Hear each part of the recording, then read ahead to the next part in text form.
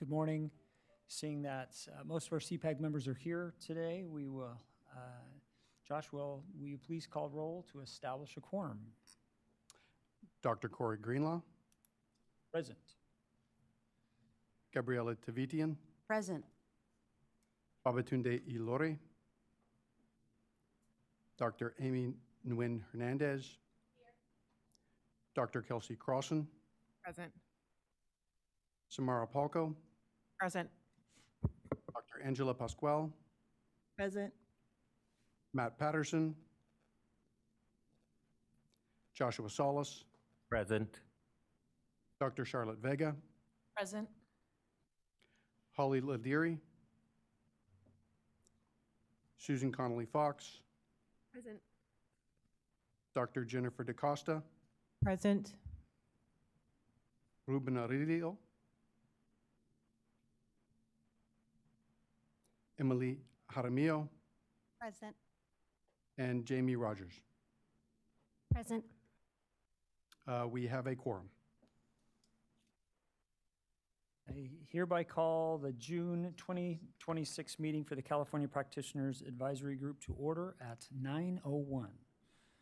And I'd like to commence by saluting the flag.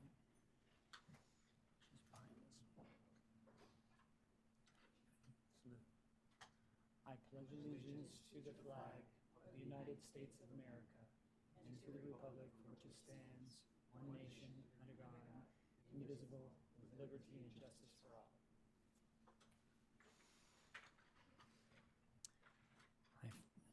Okay, thank you. I first want to welcome and thank our State Board Liaison, the State Board of Education Vice President, Dr. Cynthia Glover Woods, who's here with us today. So thanks for being here.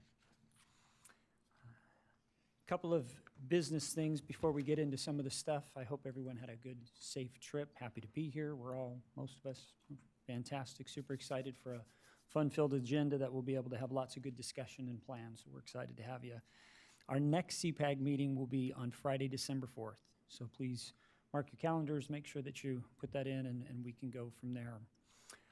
Public input. So public comment may be provided in person or by phone. Members of the public wishing to call in for public comment should view the live stream of the meeting to know at what time public comment will occur for each item.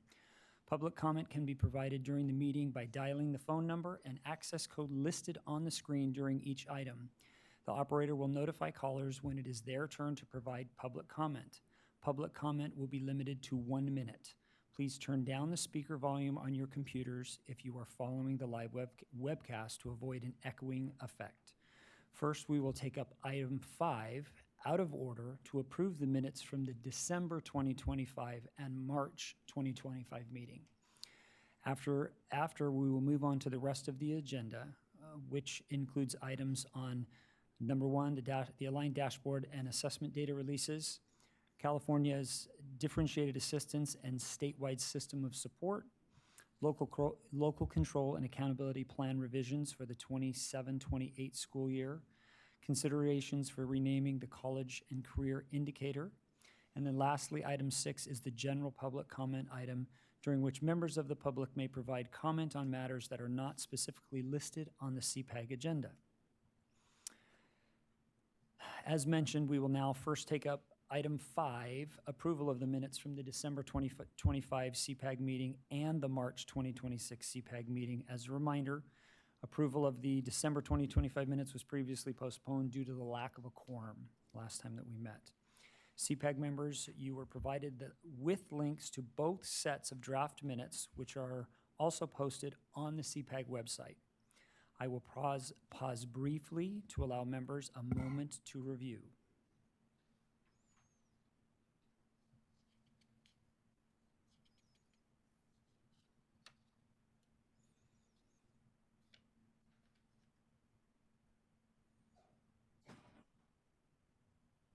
We will now open public comment on the minutes for both meetings. Please put up the public comment slide with the call-in number. Members of the public wishing to provide comment on this item may do so by calling the number on the slide. You will be notified when it's your time to speak. We encourage you to please state your name and affiliation for the record. Please remember to turn down the speaker volume on your computers if you are following the live feed. Speakers will be limited to 1 minute each. Is there anyone in the room who wishes to make public comment? There is no one signed up for in-person public comment. Is there anyone on the phone? There are no callers in the queue. If no public comments, we will move on to discussion. Is there any discussion for the meeting minutes? Okay, I don't hear any discussion. We'll begin the approval of the December 2025 CPAG meeting minutes. Do I have a motion? I move that we approve the meeting minutes. Okay, do I have a second? Second. Susan, we have the second. We will now hold a roll call vote. Members who are absent in December, please abstain. Josh, please call the roll. Dr. Corey Greenlaw, Yes. Gabriela Tavitian, Yes. Dr. Amy Nguyen Hernandez, Aye. Dr. Kelsey Crossan, Aye. Samara Palco, Aye. Dr. Angela Pasquale, Yes. Joshua Salas, Yes. Dr. Charlotte Vega, Yes. Susan Connolly Fox, Yes. Dr. Jennifer DaCosta, Yes. Emily Jaramillo, Abstain. Jamie Rogers.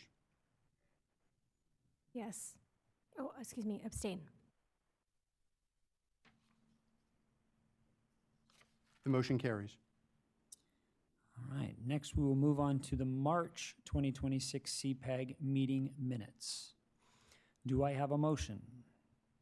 I move to approve the minutes from March CPAG meeting. Do I have a second? I second. 2 seconds. We will now have a roll call vote.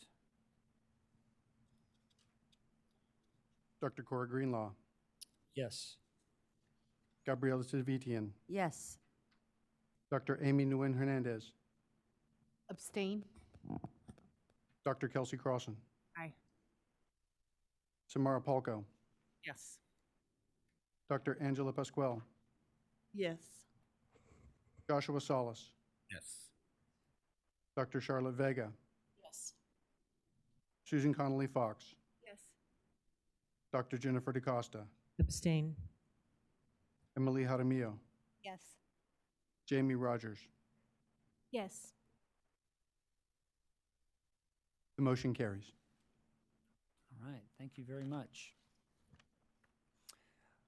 Okay, we can move on then to agenda item number 1. Agenda item 1 focuses on the aligned dashboard and assessment data releases, which are being coordinated as a joint release this year, and provides an overview of the schedule for assessment results, the dashboard, and other accountability data. This item will be presented by Cindy Kazanis and Sarah Marl. Did I say that right? Okay, sorry, correct me if I'm wrong, please. From the Analysis, Measurement, and Accountability and Reporting Division. Good morning. What can you see on your screen, if anything? See the slides now. See the slides in The full, slides and you. in presenter mode, right? Yeah. Perfect. Yes. Thank you. It's that things weren't ready. Cindy Kazanis with the California Department of Education. Welcome for those of you that are not based in Sacramento to the heat. We are expecting triple digits today. We are excited to not only present this item, but a series of items today. So you're going to hear from us a couple of different times, but you're going to see different faces. And so the first of those being Sarah to talk about what we're very excited about, this aligned release in October. So without further ado, Sarah Morrill. Thank you. My name is Sarah Marole, and I am a education consultant in the Accountability Development and Policy Analysis Unit. And I'm here today to talk to you all about the Aligned Dashboard and Assessment Data release coming up this fall. This year, the dashboard is statutorily required to be released on October 15th. This is the earliest we have released the dashboard to date. There will be a private preview for dashboard coordinators on October 14th, one day before the public release. This year, with a combined dashboard and statewide assessment data release, by aligning the release of the assessment and accountability data, it's going to allow local educational agencies the opportunity to begin data-informed planning earlier, to prepare for a single unified release of performance information, streamline communication with board, staff, and local communities, and leverage local data to support students and program changes sooner. The aligned dashboard and assessment data release webpage has been created in order to support the field in understanding what is coming. This webpage launched in May and includes a timeline of key dates, correspondence to LEAs about the aligned release, and frequently asked questions. This webpage will be updated as additional resources become available prior to the release on October 15th. We also have the Dashboard Communications Toolkit, which contains informational materials that help explain the data reported on the dashboard. This webpage includes flyers for parents, educators, videos about the indicators, and links to each of the indicators' web pages, in addition to the dashboard technical guide. So we have a lot of data that we will be releasing, and we are planning on releasing that in 2 releases. So we have our first accountability release, which will occur on October 15th, and that will include the California School Dashboard and the LCFF Differentiated Assistance data files. Following that, in December 2026, we anticipate releasing a list of additional data, including the dashboard additional reports, growth data and data files, data quest reports and accompanying downloadable data files, our federal support determinations, re-released of LCFF differentiated assistance files to include LEA's meeting method 5, our school accountability report cards, and our DAS, or Dashboard Alternative School Status, 1-year graduation rate. For the assessment release schedule for 2026, starting in May, schools were able to look at their data that was available in TOMS and SIRS. In August, all assessment data will be available on both of those platforms. In September, aggregate assessment results, including school, LEA, and county-level data, will be available for LEAs to preview, and then October 15th, the dashboard and state-level assessment data will be released. So today, for you all, we would like to allow an opportunity for you to consider and then share how can you use these resources to help the education community you work with get ready for this public release? And are there any other resources people might need so that educational partners and community members can use this data right away? Fantastic, thank you. So we'll take a couple of minutes, about 5 minutes-ish, to talk, pair up and talk, and remember our role here as you are CPAG members representing specific constituencies or the other areas. Think about the resources. This is a big deal to a lot of our districts, as you know, because it's all coming out at the same time. So how can we front load? What are the areas? What kind of feedback can we provide back to the board to say these are some areas or resources that might be helpful for our public to digest, for them to be able to use? Remember, these resources are about planning, use, discussion, analysis, whatever that may be. There's a lot of resources available, but kind of what are the things that may be rising up? So keep those, and then we will ask each pairing to share out just really briefly so that we can do it. So take a few minutes and talk, and then we'll bring you back together.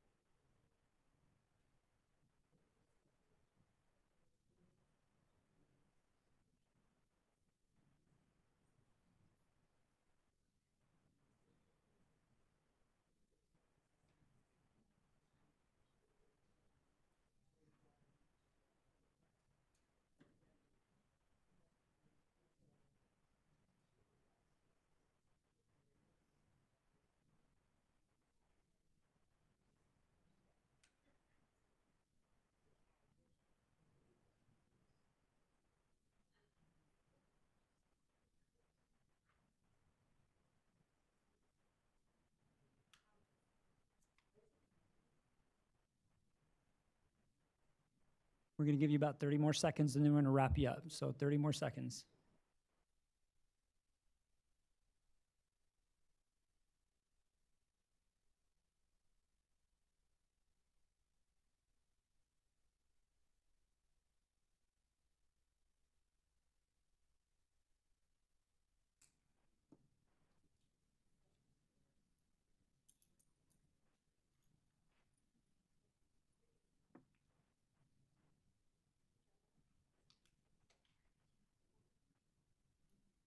Okay. All right, thank you, good discussion. We will start down to my right. Josh, if you guys, between the two of you, if you want to share out just a couple things that you talked about, that would be fantastic. Yeah, so for us, we're talking about like how do we use it currently within our school sites, and how as like administrators breaking it down for like teachers and parents. And I know that there's a lot of the communication flyers already. And so one thing we were talking about as this like anticipated like October 15th coming up, about is there ever like maybe well, we were talking about like is there like modules or like maybe like a call in for like administrators to prepare for like, hey, like yes, this data is coming out, but this is what to talk about with October 15th, and then what's going to come out for December in the second release. So those were some of the points we were talking about. Perfect, thank you. Jennifer. So we definitely spoke about the timeliness of it. It's important, right? As administrators, we use that. We start looking at the data the moment it starts coming in from the testing from May. It informs professional development. It informs, how we're going to target intervention. And so for staff, definitely more prevalent, right? For families, we said it's more of a targeted conversation, right? It's a lot to digest on the dashboard. So maybe it's finding that center where they feel more connection to it, if it's around attendance, right? Something that they have some control over on some level. But it has to be available for them to hear it, digest it, and process that. The question for me I have is about the claim data and the growth data. So is that release, when it says all data in August, does that include the claim data? And then is the growth data ever going to scooch up? Okay. The growth data is not planning on moving up. Kimberly Muntank, Administrator of the Accountability Development and Policy Analysis Unit. We can't speak to assessments. We are not the assessments division. So all of those questions can be answered with regards to what is expected to come out with the CASP release. So I believe assessment coordinators are availed of all of the information that's expected to come out from there. As far as the growth data, this, again, as we've spoken about the need to the growth data, all of the academic indicator information needs to be processed and then handed over to ETS to do the growth data. So right now we are spinning our wheels. We have 36 business days to complete the dashboard. So everyone thinks that like the school year's over and we can start on the dashboard. We don't get to start on the work on the dashboard until all of the LEs submit their information. That's July 31st this year, and the cohort doesn't close until August 16th. That's when we get to start. So our clock is actually 22 business days shorter this year than it was last year to produce the dashboard. And in 2023, we actually had 64 business days to produce the dashboard. So we've never done this before. Our team is excited. We've got a lot of caffeine ready. So all that to say is this year, the reason why you're seeing those two releases is because we're being very confident that we will, by statute, be able to release that information for October 15th. And then for growth, this year is the year we get to see what that process is with us turning that information over to ETS and coming back and what that looks like. So then we start to tighten those processes, right, move things forward, and then see what we can do, and then see when we can get to. As far as getting it out at the same time, right now ETS's process involves many computing hours in order to do this. It's literally like a crazy process for the growth to be calculated on a computer to be able to do this work. So that is the process, right? And they're checking to go through. So we want to make sure the growth data is right when we release it. So at this point, we don't know. because we've never done October 15th before. So we're saying December because we know we can do it by December. So we get to learn this year, we get to learn next year, and we get to see what we can do and how that can move forward. So we hope that it can get moved up. We're just saying December as our guarantee to the field that all of the rest of that information will come out because, like I said, we've never had a Thanksgiving break before. So just as a heads up, that's the truth. We've never, like, last year was the first year we had Thanksgiving where we didn't have to work. So this year's the first year we're gonna have Halloween where we're not working. Right? So this is a very new world for all of us. So just to put that in perspective. So we will be honest about the processing time and what goes through, and then for next year as well, and and trying to get that data as close as possible. But again, the October 15th deadline was not made in collaboration with the department. It was a legislatively shared deadline, and so it doesn't, LEAs, we've pushed the date, I think, up as far for July 31st. Like that's the earliest LEAs have ever given us information this year. So we're asking a lot of everybody to scoot the year up. But we, again, can't start till we get that data. So we're twiddling our thumbs while you guys all have your data and you're looking at it. And we'll get through that. But so fingers crossed, yes. We just don't know at this time. Thank you very much. Thanksgiving and Halloween, but no summer plans is what I'm hearing you say. So, great. Any other thoughts? You good? Okay, great. Do you guys want to talk a little bit about what we talked about? Ours was similar in that we were talking about parents and how to chunk the information and train parents and kind of walk them through what all of it means, focusing again on what they can relate to. And then planning at the site level with teachers and reflecting on the year prior, looking at the goals for the current year and seeing how that data might shift the goals and the focus. I'll add one thing as well, just as a commentary, and I think we're a little bit too far into it at this point, but in the year to come, and I know you're not CalPads, I get it, but that is a huge lift for our folks to go from 4 to 2 and have those deadlines come in.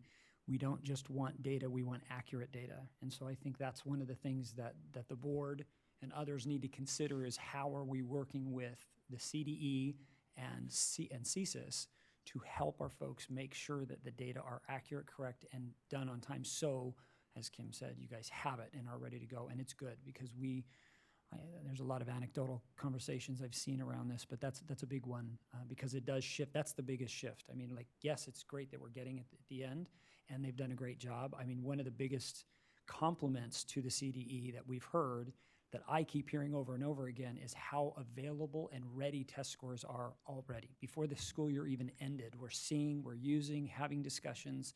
So kudos to you guys, fantastic. I know, again, it's not your division, but still, it's fantastic that it's happening. So yes, it's happening, but there is a pressure on those folks that are actually submitting those reports. And it's not just the submission, it's the accuracy because it's really, that can be a problem. So just kind of keeping that in mind. All right. What were some things you guys discussed or came up with? Well, we're just really excited about this change. I think that was a lot of what we're talking about is the potential that this holds for communicating with interest holders and education partners sooner about the data and setting plans for the year. One thing we talked about is the December release of the DA criteria for Method 5. And that potentially needing some additional information and communication to the field, given that there will be these 2 releases. It may potential to cause confusion. Thank you. So we talked a little bit about the fact that those supplemental reports that come in December are super important at the site level. While we super appreciate the early release in October for planning purposes, those supplemental reports are very important for targeting the planning And without that detailed data, it makes that planning a little bit more difficult because you're kind of guessing about how you need to plan at the site level without that information. And while we understand and we appreciate all the work that the Assessment and Accountability Division is doing, we would love to get those reports in October.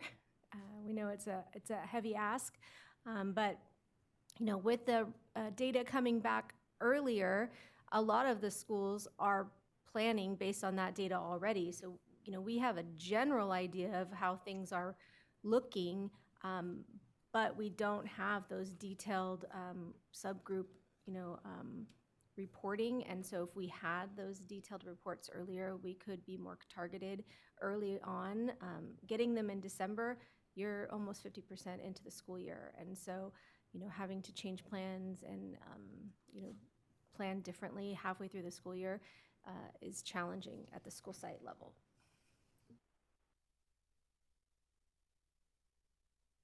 Can I follow up and ask which additional reports?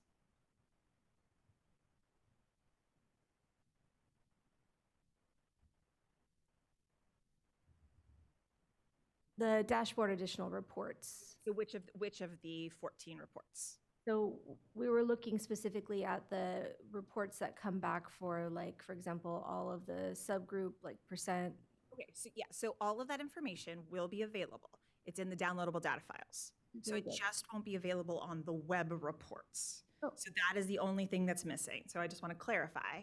So we will have all of those details, so the participation rate, all of that information will be, the majority of the information that's presented on the additional reports is already embedded in those downloadable files. We just create a web-based form. So those of us who don't have Excel, right, or know how to use Google Sheets, it's a little bit easier. So the additional task of getting it through, the same folks that are, again, have 36 days to program everything are the same people who then have to lift all of that information onto the additional reports page. While the dashboard itself, we are contracted out with CodeStack out of San Joaquin County in order to publish the dashboard. The additional reports are CDE staff maintained and CDE staff created by the same folks who are calculating the indicators. So we just don't have enough folks to be doing both things at both times, right? Because one has to finish before the other. But all of the information is available. So the only thing that is not present, right, and that we'll be missing are the lovely color-coded charts, right? Like, so the 5x5s in visual will not be there. But all the information about which box they're in and everything else, that is present in the files themselves. So that's the good news. We're not going to be not sharing the information. It just won't be shared on the web until December. Can I ask a follow-up? Will that information be clearly communicated to schools that that data is available? That we definitely can, yeah. The tech people can then tech it up so that. Yeah, I think we definitely can. We definitely make sure that that folks are aware of that. So that all of that information is embedded and shared there. Yeah, more than happy. And that's why I wanted to check and see if it was, anything specific. And we will, we know that for ESSA and for differentiated assistance and other things, those additional reports are incredibly helpful. So we want to make sure that those are available and helpful, especially for ATSI. Our student group report is very valuable for those. So making sure that that's ready for the federal support release as well. Okay. And hearing you say that as well, you have resources at county offices that, in the sense that there's a lot of folks who spend a lot of their evenings tinkering on Excels to be able to create these types of files. And if that's a request, that's an easy thing to push at your county, because then that could roll up into a larger scale to be able to provide resources. There's a lot of people who already do that in their counties or others that just provide free resources. I can speak specifically of Sacramento County Office of Education has produced several Excel documents that allow us to be able to analyze and produce those. And it's just something they've done and share. So that's a great point. We've not had it this early, so now having it this early with this type of file, we could easily do something like that while we're waiting for it to be published out. So that's a really great point. Thanks for bringing that up. So I heard a few things about communicating to the communities, making sure that we have some resources. The Method 5 is an important area that we're communicating. I appreciate that one as well. Anything else before we move on to public comment? Okay, thank you very much. And no other questions, right? We're good. Okay. We will now take up public comment. Please put up the public comment slide with the call-in number. Members of the public wishing to provide comment on this item may do so by calling the number on the slide. You will be notified when it is your time to speak. We encourage you to please state your name and affiliation for the record. Please remember to turn down the speaker volume on your computers if you are following the live feed. Speakers will be limited to 1 minute each. Is there anyone in the room who wishes to make public comment? There are 2 people signed up for in-person public comment. Please remember to state your name and affiliation for the record when it is your turn to speak. Will the following people please line up at the microphone in the back of the room? Rachel Murphy, Natalie Shin.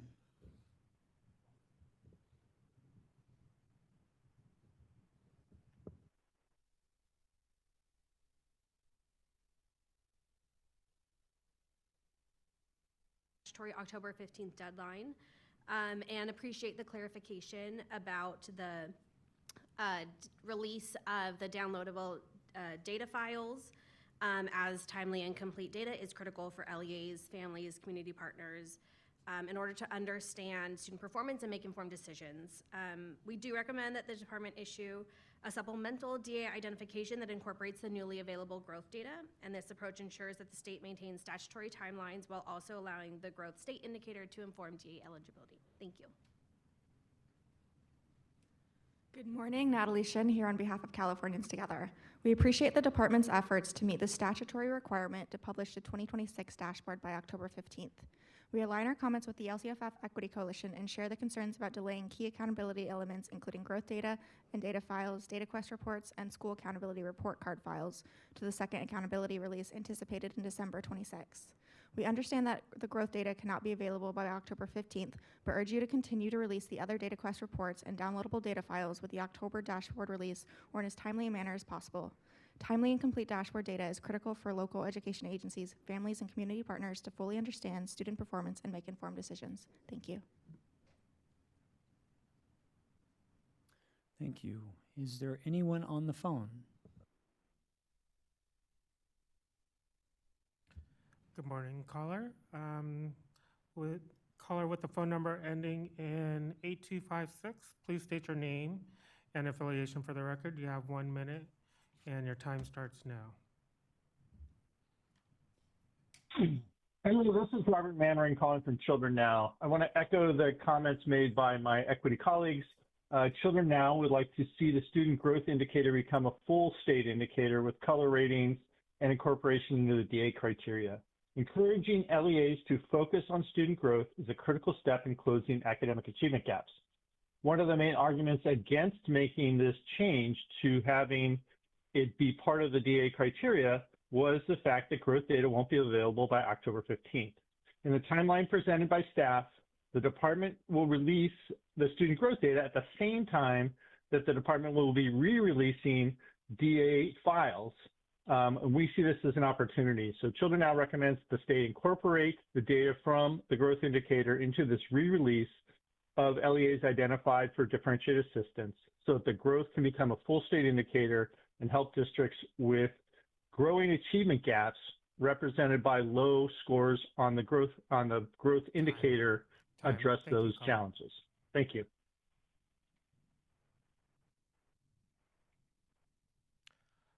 All right. Good morning, caller. Thank you. Good morning, caller with phone number ending in 8945. Please state your name and affiliation for the record. You have 1 minute. Your time starts now. Hi, this is Suzanne Cooey from the Charter Schools Development Center, and just want to support all the comments to make the growth data available as soon as possible, and to also start using the prior year data to, I know we're talking about differentiated assistance next item, so I'll save that piece, but I think we can use the prior year data, and then when the December 15th file comes out, if needed, then pull schools off the DA list. But I think part of the problem, the reason why we haven't been finding these solutions is that, in my experience, training school administrators and charter authorizers in growth data is that there's very, very low understanding of what it is and how it's completely different from status and change. Really completely different. It's not measuring the same thing at all. We need to put the growth scores visibly on the dashboard, and we also need the student group growth scores on the dashboard, because then people will start Time. to understand Thank the you, caller. relationship between growth and status and start. This concludes public comment. Given that there's no other public comments, we're going to now open it for any other further discussion that's been, or questions that have come up based upon what we've heard. Any questions or thoughts? Okay, I will make one public comment to our Kim and her team and Cindy. We appreciate the work. I know we say this and not tongue-in-cheek. We work very closely together over the course of the year, and we know the amount of work. So thank you for all the time and effort that's gone into this, the thinking and the consideration. I've had many conversations, so we appreciate it. We know it's a heavy lift. We know that the burden is there, so thank you for all of that, the work that you're doing for our schools and our students. This concludes item 1. Thank you.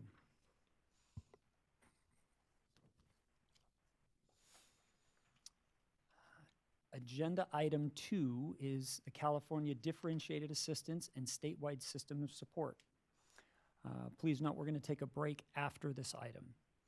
This item will be presented by Audrey Buchever from the State Board of Education, and Nisa Sonnenberg from the State System of Support Office at the California Department of Education, Erica Champagne, Joel Knudsen, and Linda Choi from the American Institutes of Research, Justin Lane from the Analysis and Measurement, Accountability, and Reporting Division at the department. Audrey, please begin.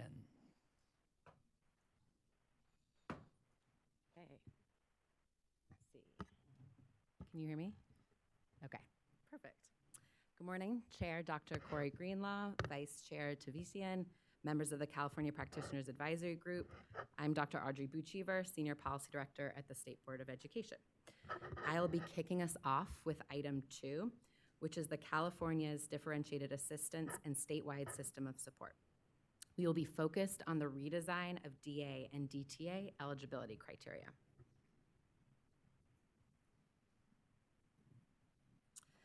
The guiding question is, how can we redesign differentiated assistance and direct technical assistance to better support districts' efforts to improve student outcomes?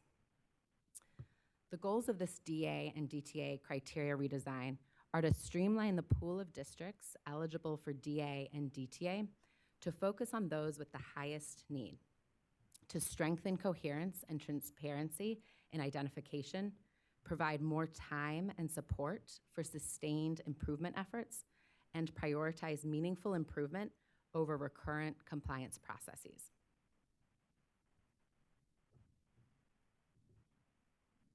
As Anissa Sonnenberg will discuss in just a moment, the board faces a statutory deadline of July 15th to update DA criteria. The board has taken a multi-layered approach. There have been study sessions for both providers and recipients of DA, where both providers and recipients of DA have presented challenges.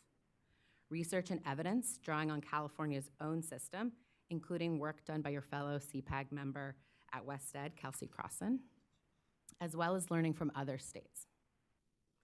Data-driven analyses. The department has examined what different criteria would mean for the number and types of districts identified. And you'll hear more about 3 scenarios in just a moment. And then interest holder feedback. Qualitative input from interest holders, sessions conducted by the American Institutes for Research, and they'll present some findings shortly. And the last thing I'll note as a backdrop to today's discussion, the governor's budget proposal includes 2 components relevant to the universal and targeted assistance. The first is a funding formula shift, a proposal to replace the existing DA funding formula with a new funding structure focused on providing universal and targeted assistance free of cost to support the continuous improvement of LEAs within the county. And then policy flexibility, A proposal would give the board authority to do things like use multiple years of data and allow for multiple years of support, and would allow for an all-student subgroup in addition to the current student groups. This would essentially enable several of the policy directions the board has been deliberating on. And we'll know more at the end of the month. Okay, so here's what we've heard. We've heard that more support time is needed to effectively do this work. We've heard that greater coherence and focus would help reduce churn and allow support providers to work more deeply with districts. We've heard that the system should be more proactive rather than reactive. And then we've also heard that a continued shift from compliance to productive support is essential. Now, Anissa Sonnenberg will come up and give some more background and context. Hi, good morning, everyone. Anissa Sonnenberg from the System of Support Office here at CDE. And some of this information, if you tuned into either the November or the March state board meetings, may seem like a repeat, but it's a good way for us to get started on this item to review the background, and then maybe there's some new context as well for you. So starting off with the requirement that the state board by July 15th to update the performance criteria and taking into consideration any findings and recommendations from the state funded evaluation that WestEd performed a couple years ago on our differentiated assistance system. So this slide here is the code related to DA eligibility criteria, which is Education Code 52064.5G1. And what it states is, as part of the evaluation rubrics, the state board shall adopt performance criteria for LEAs and intervention. The criteria shall be based on performance by pupil subgroups, either across 2 or more state or local indicators. And I'm going to break that down for you shortly. And then to add to this, there are several proposals in the governor's budget. The first is the governor's proposed budget would delete the requirements that the performance criteria be based on performance of pupil subgroups either across 2 or more state or local indicators or 2 or more state priorities.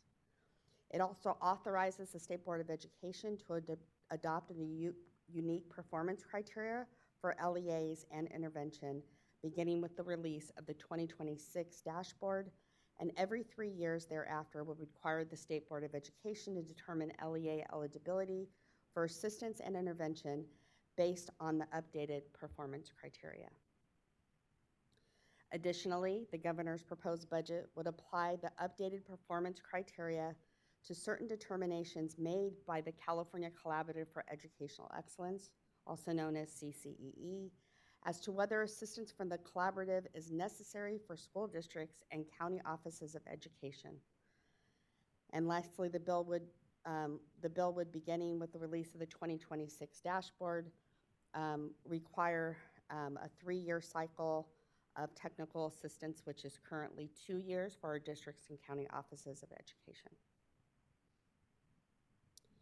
So breaking down the 3 levels of the system of support, level 1 is considered our universal support, which are our no-cost tools and resources and other types of assistance that are provided through all of our state and federal programs to all our LEAs. And then our targeted technical assistance, known as differentiated assistance, is our topic here, which means an LEA met specific criteria and are eligible for this targeted level 2 support. There also is direct technical assistance provided by the CCEE, which is our level 3 technical assistance. And then outside of those 3 levels of support, we have our state level intervention where the SSPI would take action after the state board and recommend it after it's recommended by CCE. But it's probably important to note that we still have not had an LEA reach that state level intervention. And then I'm going to break down for you the differentiated assistance a little bit too as well. So we have notably our our typical differentiated assistance, with the majority of our LEAs meeting this criteria. And that's when an LEA has met specific criteria based on the methods. And they're provided that technical assistance by our county offices of education, also CDE, and sometimes the California Collaborative for Educational Excellence. We also have what is known as CalPADS differentiated assistance, and that's when an LEA has submitted or failed to submit accurate or timely data, and they can receive assistance to help with their data systems. And then this year we have a new form of differentiated assistance known as our GeoLead, or Geographic Lead Agency differentiated assistance. And that is when an LEA has persistently remained in differentiated assistance, but not quite that level for level 3 through CCE.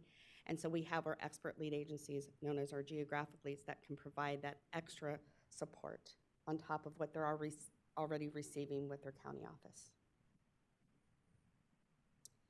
So if you were interested, the next 3 slides are their criteria. So you could recall that previously I mentioned both the local and state indicators. So a good way that I remember whether or not is a state indicator or a local indicator on the next 3 slides is where it says not met for 2 or more years on local performance. That is a local indicator, which is submitted to us by the LEA. So the first 3 there, basic implementation of state academic standards and parent and family engagement, are all local indicators. And then we have priority areas 4 and 5, which are pupil achievement and pupil engagement. And that's where we're looking at the colors on the dashboard. And then you can see there, I'll just, for an example, take pupil achievement. So if there is a student group that is red on both English language arts and math, or red on English language arts or math and orange on the other, that could be one of the indicators that we're looking at for differentiated assistance. And then also red or orange on the LP for our English learners or our long-term English learners. And then pupil engagement is also one of those state indicators we're looking at. And then here on this slide, we have 6 through 10, school climate, access to a broad course of study, outcome in broad course of study. And then 9 and 10 are only applicable for our county offices of education, which are coordination of services for our expelled youth, and then coordination and services for our foster youth. And then, to add to the complexity, we also have our methods. So method 1 is looking at only our LCFF state priority areas. And that we're looking at when a student group performance and 2 or more of those LCF state priority areas have been met. And then we have method 2, which is looking at the local indicators only. And then method 3 would be a combination of both our local and state indicators. And then there's a slide coming up that will kind of break down our numbers with the 2025 dashboard and how our LEAs were eligible. Method 4 is that CalPADS data, or the CalPADS criteria. And then method 5, which is not yet to trigger, but will trigger with the 2026 dashboard, is when an LEA has not exited comprehensive improvement and support, which is part of our federal accountability system and written into our SS state plan within 4 years, beginning, like I said, with the release of the 2026 dashboard. It's also important to note that districts and county offices of education eligibility is determined annually, and support is provided for a minimum of 2 years. The difference for charter schools is we do look at the same dashboard performance criteria, except instead of meeting the criteria in just 1 year, charter schools are required to meet that criteria for 2 or more years. Also, charter school eligibility is determined annually. However, charter schools are provided only 1 cycle of support at a time. And this here breaks down what the numbers look like based on those methods and criteria. So method 1 are the LCFF state priority areas, and you can see that the majority of our LEAs qualified under method 1 with 417 LEAs being eligible under that method. And then in method 2, that is looking at our local indicators only. We only had one LEA that was eligible using that method. We had none for method 3, and for method 4, which is the CalPADS data, we had 11 eligible LEAs for the CalPADS data DA. So that breaks it down, right? So now I'm gonna have be followed up with some information of our ESSA eligibility criteria with my colleague Justin Lane.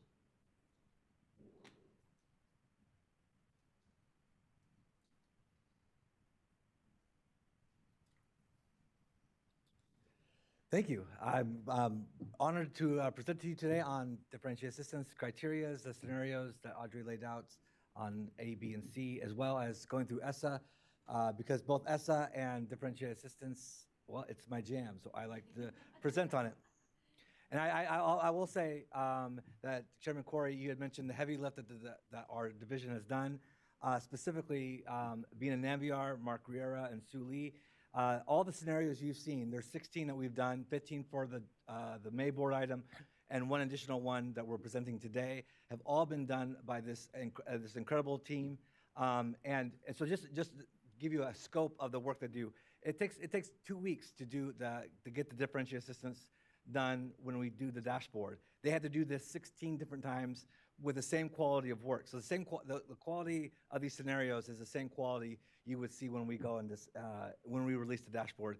So it's an incredible lift by these individuals, and I'm incredibly grateful because I get to present on their incredible work.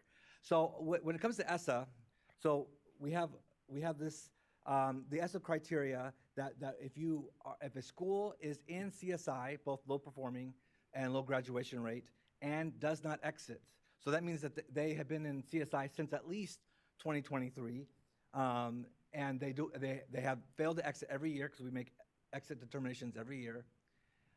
Then if they do not exit based on the results of the 26 dashboard, the entire LEA will move into differentiated assistance. And so this is the first time that we have done this. The first time we've even entered a cycle was in 2023, and we finally finished our first ESSA cycle with the completion of this year. So that LEA becomes eligible for differentiated assistance.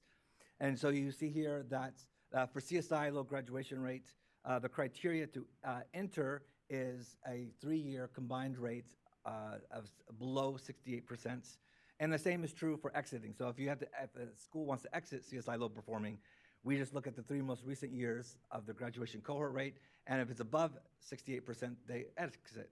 If it remains below 68%, they remain in CSI low graduation rate.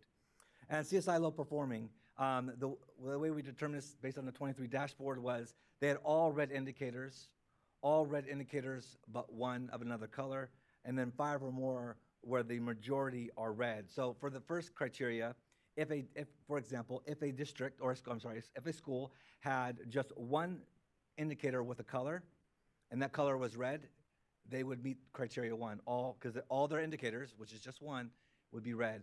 The same is true in similar fashion for criteria number 2.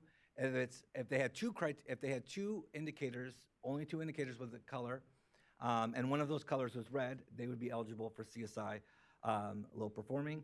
And then for 5 or more, you have to be at least 3 indicators that were majority of red. So for example, if you had 6 indicators and 3 of them were red, you would not qualify for CSI low performing. And CSI low performing includes only Title I schools at the time of processing, whereas CSI low graduation rate is all schools Title I funded or not Title I funded. So we have an example, because I like examples, but we have Petunia Middle and under Garden Unified, CSI low performing in year 1, which was based on the 23 dashboard, and continued into CSI for the remaining years and did not exit after the release of the dashboard. And that district, Garden Unified, would go into differentiated assistance. Daisy High had a CSI low graduation rate entry in 2023, did not exit any of the 3 years, and then based off the 26 dashboard, they still don't exit, and that Garden Unified is now in differentiated assistance twice. And so with ESSA section, we are required under statute to push these, by our ESSA state plans, to push these districts into DA if one or more of their schools does not exit CSI within 3 years or 4 years. And so the state board adopted this back in 2018 and defines more rigorous state intervention, as Anissa pointed out, as level 2 is differentiated assistance. And so that's where we come into this CSI to DA method 5. So the ESSA, beginning with our ESSA assistance data file, we started this, we included a flag this year. So when we released in December, mid-December, we released the file, and we actually included a flag for a number of years. So that way it would, we heard back from the field that we want to know what schools are on the cusp of going into differentiated assistance if our schools don't improve. So we included this flag. So you could see all the schools that if they do not improve their CSI status, either low graduation or low performing, that district, the entire district would go into differentiated assistance. So we provide this flag, and then based off that flag, there are 224 schools that have a 3 or 4 year flag. And the reason why we have a 4 year flag is because like I said, we've never gone through a complete cycle. So there are some schools that have been in CSI the entire ESSA length. But because of COVID and other changing of the dashboard and the SSA plan, that we were unable to go into a cycle. So there are schools that have predate this. So we added a 3 or 4 year flag that will be eligible for differentiated assistance. That could be it is the ceiling of those districts that will be eligible for differentiated assistance if they don't improve. So there's 168 of those. Over those 224 schools, there are 168 LEAs that meet that criteria. So here's just a breakdown really quick. Number of schools in at least 3 CSI for 3 years as of 2025. There are 36 that are in counties. 102 of those are in school districts. 86 of those are in charters. So if you are a charter school and you are in CSI low performing, and you would put yourself into differentiated assistance as well, because they are considered for purposes of LCFF and LEA. And so that's where we get the 224. And then over that, the number of LEAs would be 168. And the number of LEAs currently in differentiated assistance is 139. So it's not surprising that the majority of low-performing schools also are in low-performing districts. So the majority of those districts are already in differentiated assistance. So then we broke it down by charter, non-charter schools. So we have 120 non-charter schools are in low grad, 86 are charter schools. Low performing, 18 are non-charters, and zero are charter schools. And then altogether, there are 138 non-charter schools in CSI and 86 for charter schools. And then we did the differentiated assistance listening session findings.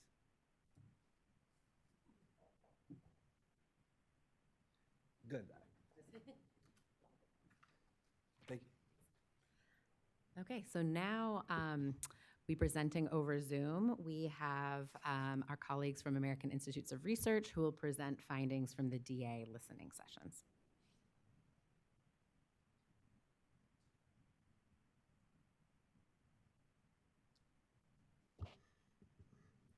All right, Joel, you are on screen and ready to share your slides.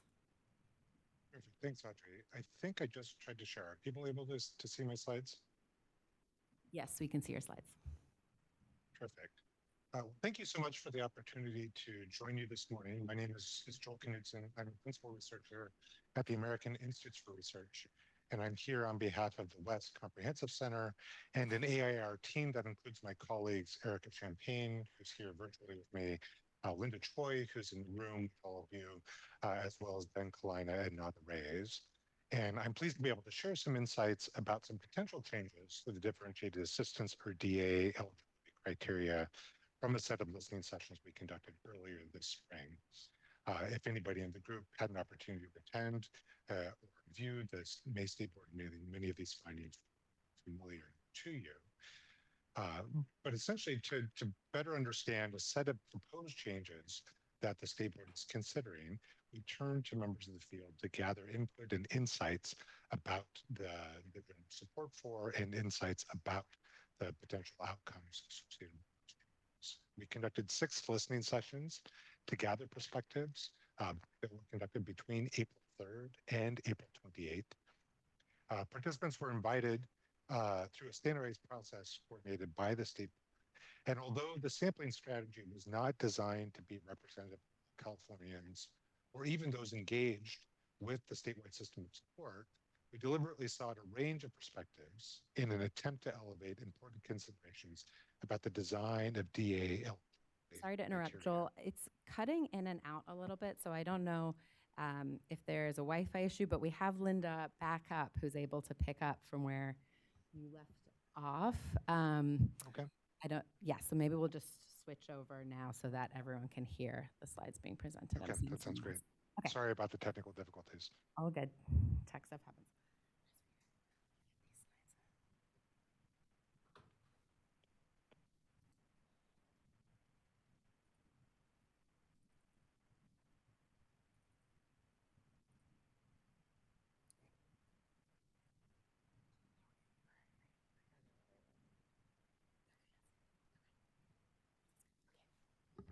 Hi, my name is Linda Choi. I am a researcher at the American Institutes for Research. Apologies, as I wasn't really prepared to do this, but I'll do my very best. So just picking up off of where Joel left off, he said we conducted a series of listening sessions with various interest holders across the state. And in those listening sessions, these were the areas of focus. We talked about them one at a time, and the questions that we asked are in the listening sessions are attached to the May agenda at the State Board meeting, so you can refer to those. The list on this slide shows the order in which we addressed these topics during the sessions, and then in a moment, I'll turn to some insights for each of these areas, but using a different order, beginning with the topics around which we had the highest levels of consistency about proposed changes.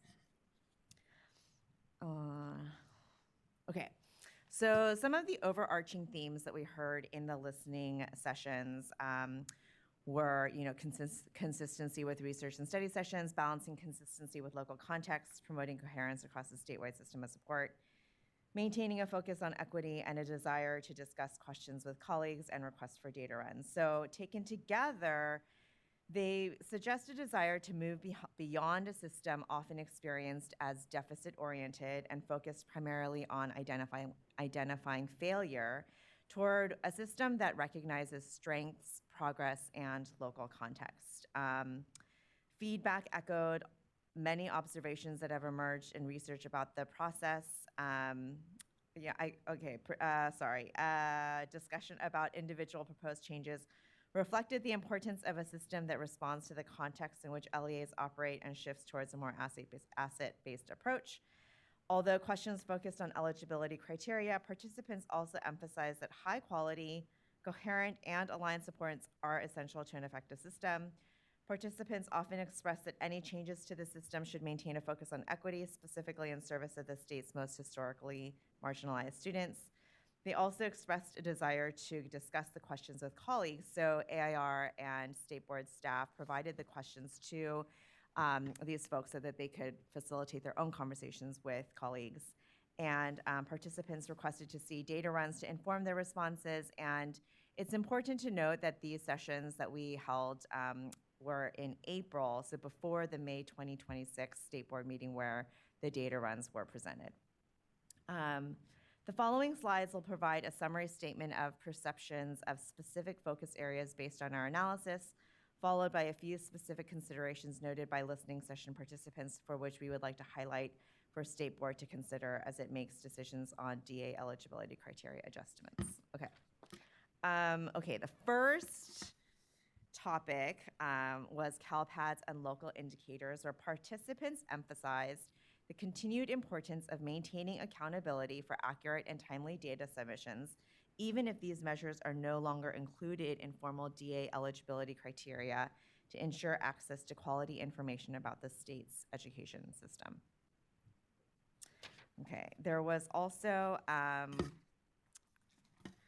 lot of support for moving towards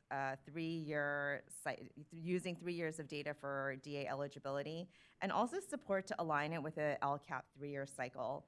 Many participants felt that relying on a single year of data can produce unstable results and may not accurately reflect longer-term district or school performance trends. Participants often noted concerns about delays in support if the system holds to a 3-year support cycle, and participants also asked for flexibility in the system so that districts could be move out of support status if data demonstrate improvement. Separating state indicators from LCFF priority areas. Using the state indicators separate from LCFF priority areas for DA eligibility was often noted as a way to simplify the system and to better prioritize academic outcomes. However, some participants did caution that prioritizing academic outcomes could narrow the focus too much, undermining a holistic systems approach and potentially overlooking critical factors like attendance, school climates, course access, particularly for small and vulnerable student groups. The next topic is the all students subgroup. Some participants suggested that allowing any student group or the all students group to trigger eligibility across years. Some worry that using the all student subgroup in place of individual student groups could increase identification without clear targeting and make eligibility feel less precise.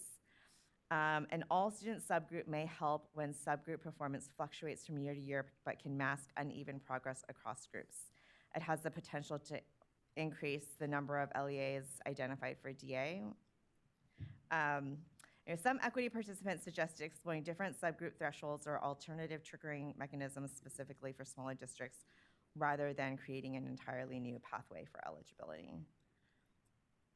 I know we talked about growth earlier, growth as an indicator. Participants frequently noted limitations of the current use of status and change measures, as cohort effects can shift results without true improvement. But while growth better captures LEA contributions to student learning over time and recognizes improvement even if performance is low, there are concerns with how to include it in DA eligibility criteria with limited data in the new measure across years and for specific grades, such as high school, which only has the 1 year of data.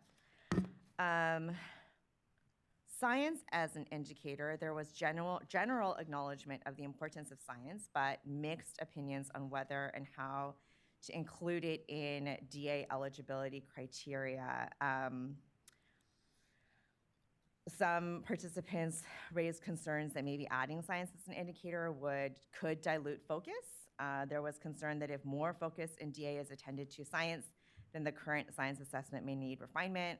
And there was some caution raised that if science is prioritized, then the DA support system would need to have the capacity to support that.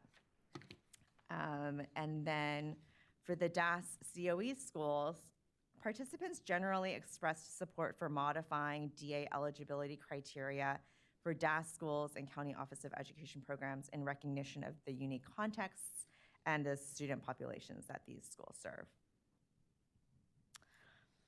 On the topic of direct technical assistance, participants offered many suggestions for ensuring better alignment and quality of support for both DA and DTA, including the things you see on the screen.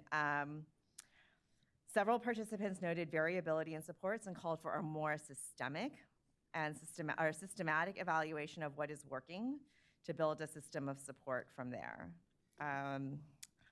And I believe that takes us to the end of the slides.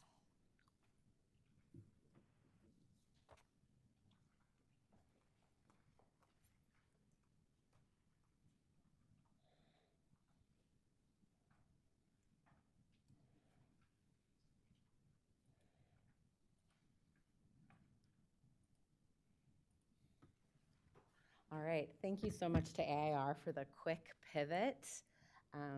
That's what we do in education best, is be flexible and pivot when necessary. Okay, so as Linda and Joel mentioned, there was strong interest from participants in these sessions to continue these conversations with folks in their field.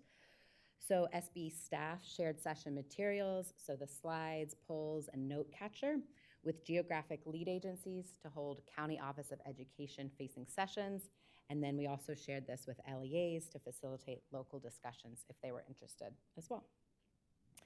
And so to share some additional feedback from these note catcher responses, much of this you've already heard as part of the DA input sessions themselves, but to also lift up these voices as well. There was support for a 3-year DA cycle aligned with the LCAP. However, some note catcher noted that they would like to see early exit or monitored status options. On the other end, some noted that sustained identification, so not being able to exit early, better addresses true inequities. There was mixed views on growth. Some saw it as an opportunity to measure true progress, but found it complex to explain, which they said mattered when they're talking about this to families of students. There was also concerns raised about high school. So with 11th graders not having a 10th grade test, there's not a growth measure for 11th graders. And so they noted that as a concern as well with using growth. Heard that multiple measures matter. So academic indicators alone don't tell the whole story. As we've heard, the belief that local indicators and CalPADs should be separated from DA eligibility. They were supportive of an all-student subgroup, and they gave other suggestions on how to better account for small district context. There was a strong consensus around DOS and county offices of education needing different criteria for DA eligibility. And then a belief that DTA, direct technical assistance, should follow prior DA identification, not run parallel, so that districts are not dually identified or eligible for both. With that, I will now pass it back over to Justin Lane to talk through the differentiated assistance data simulations. Thank you, Audrey. All right, I'm back, and I'm now for the exciting part of presenting all the work that we've done, mostly Vina, Mark, and Sue. So, back in May, Cindy did an amazing job presenting 15 scenarios, and it's not easy because each scenario is slightly different, and when we're looking at 15, and you haven't been spending months on this, but if reading it over a few weeks or a few days, it's a lot to take in. So feel free to ask questions about the scenarios. I did organize them for the purposes of the state board meeting in a comprehensive way. So scenarios 1 through 6 are all based in part on LCFF priority area combinations, similar to what we have now, just slightly variations. Scenario 7 through 15 moves in a completely different direction and kind of more mirrors that of like ESSA, using state indicators regardless of priority area combinations on student groups for differentiated assistance determinations. So with that, scenarios 1 through 3.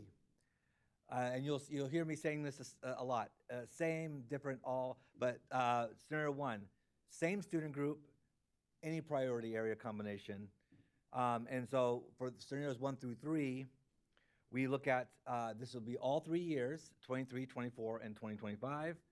Scenarios 2 and 3 include the all student group. So whereas differentiated assistance criteria now just looks at student group, the 14 student groups, but not the all student group. Scenarios 2 and 3 add in the all student group, which for purposes of processing, there are 15 student groups that we look at for meeting the criteria. And so scenarios 1 and 2 are identical except for that all student group criteria that's present in scenario 2, but not scenario 1.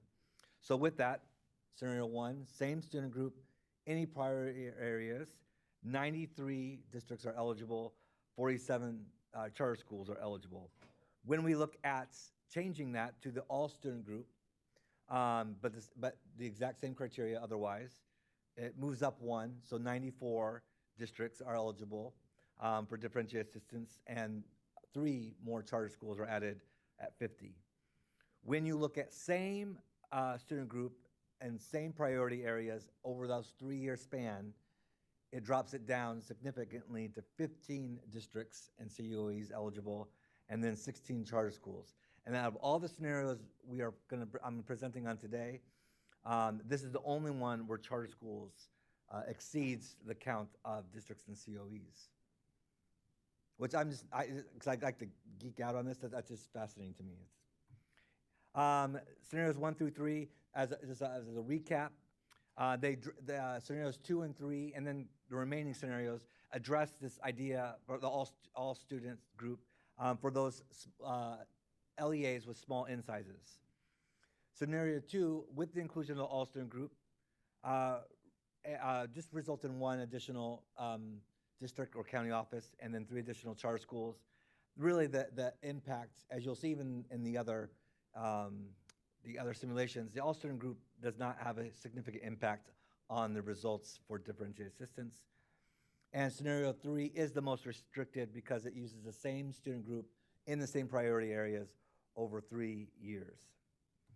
Scenarios 4 through 6, they have the same the same criteria in the sense that they must meet the current differentiated assistance criteria in different combinations of years, and they all include the all student group. So scenario 4, any student group, same priority areas in the last 3 years. So we have 46 districts and COEs, 34 charter schools.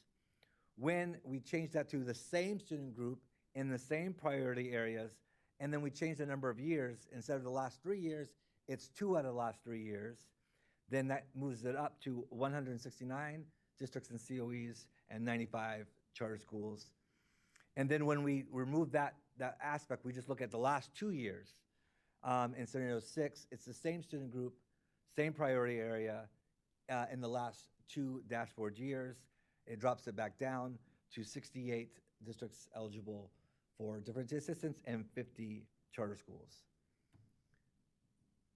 So when we just look at the results compared to scenario 3, this scenario number 4 includes an additional 31 districts and COEs and 18 charter schools. Scenario 5 further modifies the criteria in 4 by requiring 2 out of 3 years, and that results in more districts eligible and more charter schools eligible. 123 districts more districts are eligible, and 61 charter schools. And then compared 4 to 6, 6 relaxes that 3-year requirements, and then that results in and then it uses only 2 years, but requires the same student group. This results in an additional 22 districts and 16 charter schools. So for support, so overall, all the first 6 of the scenarios shows that they're using the same student group in the same priority area in each of the last 3 years limits the number of LEAs eligible for support, which is what you will also see for scenarios 7 through 15, and then the additional one that I'll be presenting on later on. So scenarios 7 through 15 include just red indicators, and all of them have the same, so all require 7 red indicators, and all of them require 3 the last 3-year dashboard years. There is no combination of years in scenario 7 through 15, and all of them include the all student group. So first, we're going to start off with the inclusion of math or ELA, and science is included in scenario 8 only, and that's because science only, we only have one, right now we only have 1 year color for science based on the 25 dashboard. So we can only include it when the same indicator is not included, when the same indicator is not required. So you'll see in scenario 7, it's any student group but the same indicator. So 204 districts and COEs are eligible, 56 charter schools. When we change that to same student group but any indicator, That's when science can be brought in because it doesn't have to be the same indicator over the last 3 years. It can be in an indicator, so we can, for the 25, using 25 data, we can use that science. The 137 districts and COEs are eligible, 62 charter schools. And then when we go same student group and same indicator, it drops it to the lowest, 44 districts and COEs, and then 27 charter schools. So scenarios 7, 8, and 9 must require that one of the two indicators are one of the academic indicators. So scenarios, and so you will see that the criteria of any two red indicators over the 3 years allow for the inclusion of the science indicator. Using the same student group with any of the two red indicators led to a significant decrease in districts and COEs eligible for differentiated assistance, and this is true for the next two installments, 10 through 12, and then 13 through 15 scenarios. So when we look at 10 and 12, it's very similar to that of 7 through 9, except for the requirements. 10 through 12 does not require one of the red indicators to be an academic indicator. It's just two state red indicators in each of the 3 dashboard years. So when you look at that, we go scenario 10, any student group but same indicator, 213 districts and COEs are eligible, 59 charter schools. When we look at same student group but different indicator, 177 districts and COEs are eligible, 93 charter schools. And then we will look at same student group and same indicator, again, it drops it down low, 52 school or districts and COEs are eligible, and 28 charter schools. So when we compared scenario 10 to compared to scenario 7, for example, resulted in eligibility for additional 9 districts and COEs and 3 charter schools. And then scenario 11 compared to scenario 8, and the reason why we do this is because all these 7 through 15 match the same pattern. Any indicator, same student group, same student group, any indicator, and then same. And then so overall, though, scenarios 10 through 12 demonstrate that the requirement to have at least one indicator be an academic indicator does not result in significantly fewer LEAs. So the requirement that we saw in 7 through 9 does not have a huge impact, like the all-student group, does not have a huge impact on the results of differentiated assistance. Then when we look at the last set of scenarios, 13 through 15, we increase the number of state indicators that are red from 2 to 3 in each of the last 3-year dashboard years. And so this requirement to have 3 instead of 2 red state indicators does drop the numbers much lower. So again, any student group but same indicator, 27 districts and COEs are eligible, and 8 charter schools. When we do same student group but in the indicator, 25 districts and COEs, and then 8 again charter schools. And then when we do same indicator and same student group, it drops it down to the lowest of any of the scenarios presented on, from 2 districts and COEs eligible to just 1 charter school. So again, scenario 15 has the most restrictive, is the most restrictive scenario out of all of them because it requires the same student group in the same indicator over the last 3 years, and that results in that 2 districts and COEs and just 1 charter school. So, based on the robust State Board discussion in May and public comment at the May State Board meeting, there was a general support for shifting the criteria from the LCFF priority areas, which are seen in scenarios 1 through 6, to individual state indicators, and reviewing the impact of student groups, and entity types, and geographic representation by county. So to kind of rephrase that, so they're moving away from scenarios 1 through 6 and looking more to an outline that's seen in scenarios 7 through 15. Then the public comment also addressed, the need for more data by student group, by entity size, so the LEA size, and then also by county, because the counties are the ones administering this support, and we don't want one scenario presumably to impact one county overwhelmingly. And then specifically, this state board narrowed the scenarios from scenarios 10 and 12. So I include scenarios 10 and 12, and they're renamed. Scenario 10 becomes scenario A, scenario 12 becomes scenario B, and then scenario C is the new one. So that's an additional one, and we'll get into that. So, and you will notice that you do have the handout, handout 1 for differentiated assistance. It includes 24 tables that, again, the amazing team put together all the data for it, and it goes through. And so I will, before we go through the scenarios, I do want to go through the just because it is a lot of tables and it's 22 pages long, the general overview of the handout. And so you will see on page 1, we actually provide the map. So you'll have the bullet points of all 3 scenarios, and then scenario, what scenario A was on the state board item, which was scenario 10, and what scenario B was on the state board item, and then the new one that's added. This also contains the additional data that the public feedback we got and that we incorporated for presenting to the CPAG and then ultimately to the state board. And so, we did some caveats. So there are limitations to our data simulations. And we do express this.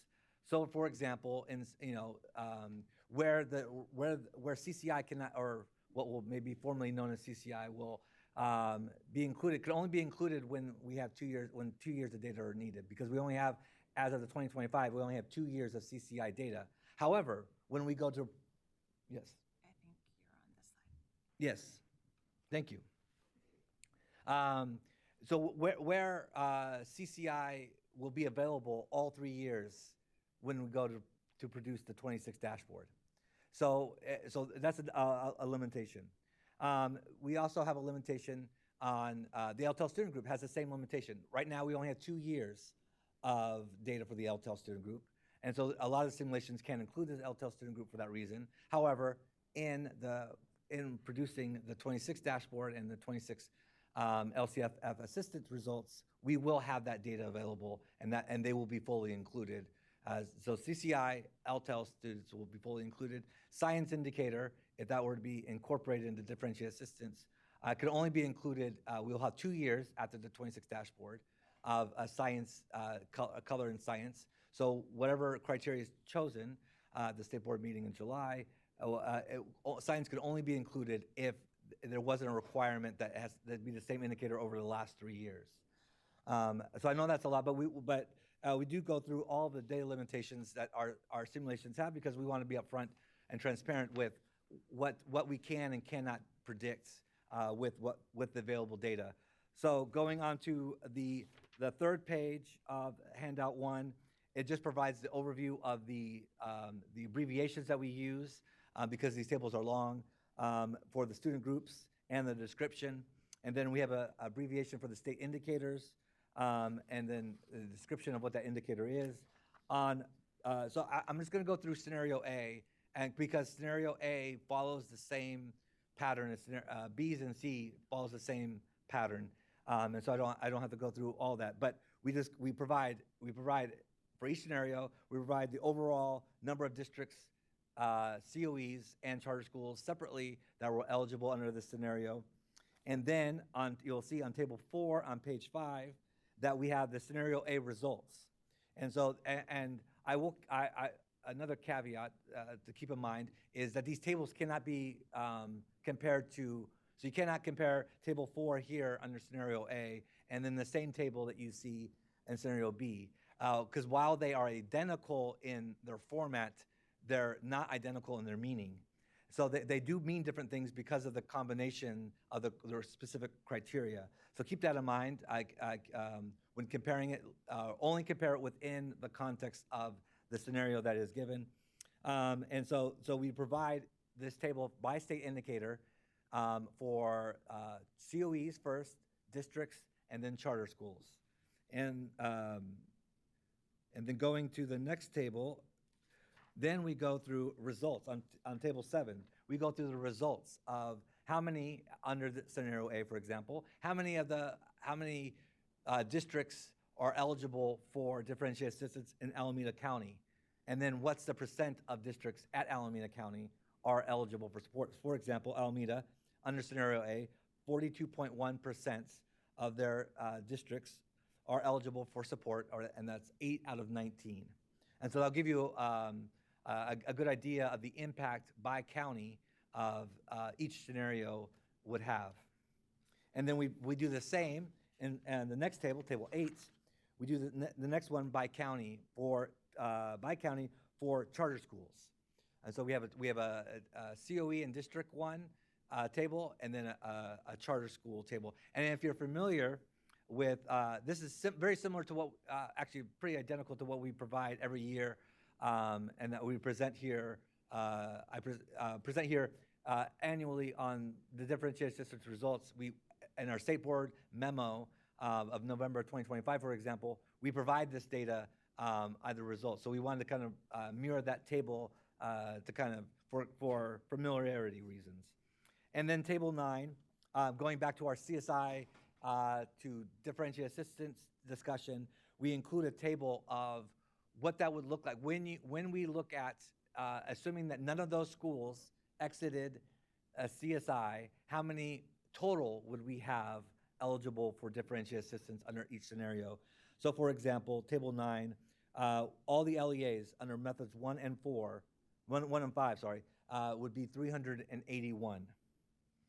And so scenarios B and C are identical in terms of the layout, but again, not to be compared to the other scenarios. And then finally, going all the way to the end,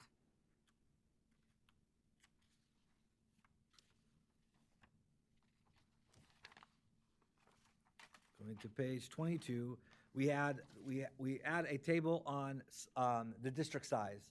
So we looked at district sizes for annual enrollment. So a small district would be considered with a total enrollment of 1,000 or 1 to 2,499, and then from 2,500 to 9,999 would be a medium-sized district, and 10,000 above would be considered a large district. And we see the impact for all the scenarios that would have based on district size. So with that, I'll go through each scenario in detail. So scenario A, as stated, is previously known as scenario 10, and it requires 2 red state indicators in the last 3 dashboard years. So same indicator, but any student group. So method 1, just method 1, 203 are eligible, 10 COEs and 59 charter schools. When we go into method 5, we added method 5, assuming that none of those schools exit CSI. We have 234 districts would be eligible, 20 county offices of education, and 127 charter schools. So at this time, are there any clarifying questions on scenario A before I let you talk to your partner? I think any clarifying questions on any of that? 'Cause Any of it, really? I'm just going to say to you I right love now, questions, there was a so ton of information. Bring me your best. So before we get into discussions, any questions that we had, anything along those lines? I actually have one. All right. Awesome. So you had mentioned at the beginning of your wonderful presentation about flagging districts or LEAs. When you flag them for maybe going into DA, do you start providing like an early intervention for them so they don't end up going in that? Because I think you had mentioned, and I could have written this down wrong, is 224 flags.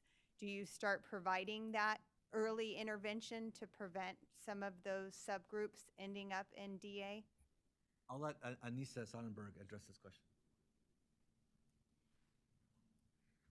So generally, our county offices of education are those that are providing the differentiated assistance. So it's not CDE. We provide the data that helps with the eligibility determination.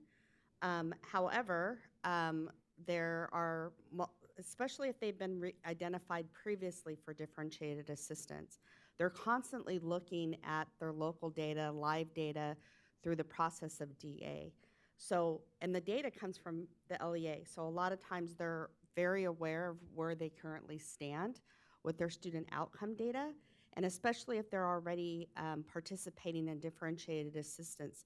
It's something that is part of the continuous improvement process. So that kind of early warning system is just part of the differentiated assistance. And you may recall that for a district that is eligible for differentiated assistance, they're currently in a 2-year cycle, a minimum 2-year cycle. So hopefully that answers your question.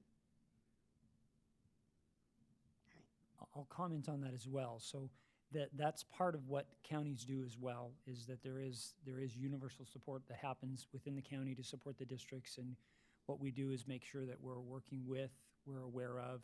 Now, triggers for DA are a very specific trigger to be able to identify whether you're going to be in or not. But before that, that's one of the areas that we provide a lot of support, reaching out, and that's being at a county for 20 years. That's kind of how we see it. So that's kind of the ideal model of what we're looking at to be able to put those together. Other questions? I'll clarify. One of the things when we present on DA and differentiated systems in the past, and we're talking with charter schools, one of the things I tell them and I get feedback on is that they actually know the one, like in previous years, they know which ones are, if they don't improve, they're going to go into differentiated assistance, because they know the criteria. If they met this year, and if they make it this year, they're going to be in differentiated assistance. So they kind of have an idea of that early warning as well. I have a clarifying question on your slide 25. So if, Hold on, let me. yeah, take your time. All right. Okay. If the charter school is operated by the COE, where are they counted? The charter school would be counted as an LEA. So it would be as the charter and not included in the COE numbers? Right, that's correct. Okay. And then additionally, I'm looking at the COE's number, and I'm trying to make sure I understand your information here. So there are 20 COEs that have been in CSI for 3 years that are at risk for falling into DA. Is that correct? There are 20 COEs that have schools. So it's not so COEs have schools that are, there are 20 COEs statewide that have schools that are, if they don't improve, they're gonna move that COE into differentiated assistance. Okay, so there is a current number of COEs that is in differentiated assistance, and if you add the additional COEs that qualify based on CSI, do you know how many that would be? Not in total? Do you see what I see what you're saying. I'd have to look at that. Okay. Okay, thank you. Please. I'm curious, was there any discussion about just using method 5 as the DA criteria and like modeling what the implications of that might be? I can only speak to what the state board has directed us to do. You can only speak to that. Cindy Cazanes, CDE. We actually presented that back in November or March. I can't. Probably March. March at the March meeting, and I think we brought it. Did we bring it to you all in March? No, Corey said no. We did not talk about DA then. That's right. We brought it to the board in March, sort of as a foundation to say, here's the current group. If none of these improve, this would be your baseline. They had a conversation, and what you see before you in these simulations are the result of it. So yes, but that wasn't sufficient. The other thing that we see, and I think you can see by this very slide, is this real over-identification of our alternative schools in this space. And so you really end up with almost exclusively high schools because of the grad rate piece, because majority of our schools are falling out, or increasing their performance so that they're no longer eligible for the low performing criteria. Maybe that's the next slide. No, the next slide shows that. And it would change fundamentally what we do with DA. When you add method 5, DA is going to be different for counties and how we provide it, because a graduation rate of 68% graduation rate is very low. And that's primarily your continuation schools, your DAS schools. That's a different model than what we're doing when I'm trying to focus on how am I addressing, I don't know, my LTEL students. And it's a different approach per se if you come at that. So just method 5 would be it would fundamentally change how we approach kind of servicing these schools and who would be identified as those greatest in need. Not that that's wrong, but I'm just saying that's kind of, right now, that's not how we've done it. So it would be a really big change for sure. Other questions? Let me just ask one really quick one really fast. Does anyone, any questions for AIR? Because they're still on and they don't need to be if we don't have questions for them. Any questions on the listening sessions that we talked about? None? Thank you, AIR. You can log off if you need. Oh yeah, go ahead. I think one of the bullet points said that there was discussion about how to adapt the all schools to capture small schools. And I so wonder the all student group to capture those that otherwise wouldn't have a color. They don't have any color for a student group, but they do have all. When you add all the students, they would have a color. So that's why they incorporated in the other scenarios that all student group. Okay, so there wasn't more to that bullet point then. No, it's just that's the basis of it. It was we heard feedback that schools, if you don't include the all student group, would not be districts would not be included in differentiated assistance because they don't meet the criteria. And as the scenario show, it doesn't have that big of an impact. Okay, AIR, any feedback on that or thoughts? No? Any other questions for AIR?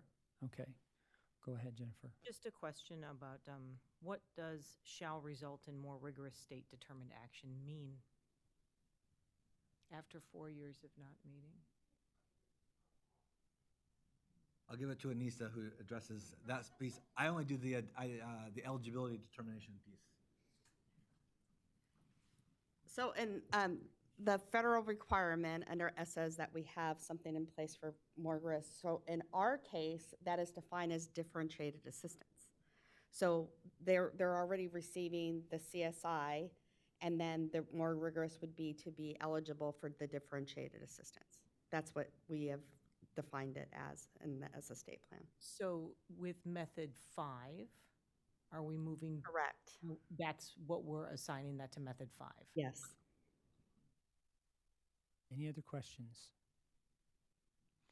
So Justin, before you move along, we're going to take a break because it's been a lot of stuff. I would rather have just a few minutes for everybody to take 5 minutes, bio break need be, whatever.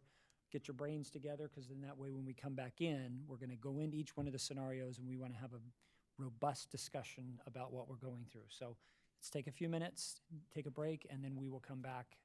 Do we say, is it 5 or 10 minutes that we usually do? 10 minutes. We're going to take 10 minutes. So we're done at 10:45. We'll be back at 10:55 and pick up where we went from there. Awesome.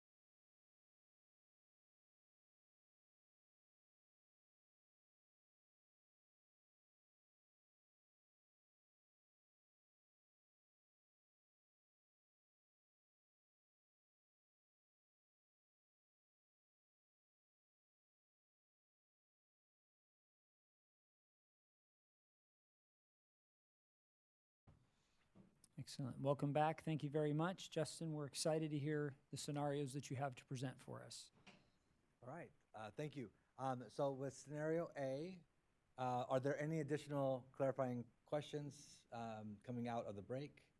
If not, then turn to your partner on the benefits of this scenario, and then we will report back. I don't think we've talked about scenario A yet, if you want to take us through it. Oh, Or is it just maybe remind him that it was, yeah, I could, scenario A requires at least 2 red state indicators in all 3 of the last dashboard years. So that's 23, 24, and 25 for the purposes of the simulation. Requires the same indicator and requires any student group. So under that, with method 1, there are 203 districts eligible, 10 COEs, and 59 charter schools were eligible. When we look at method 1 and 5 together, that would be a total of 234 districts eligible for differentiated assistance, 20 COEs, and then 127 charter schools. So now, are there any clarifying questions regarding scenario A?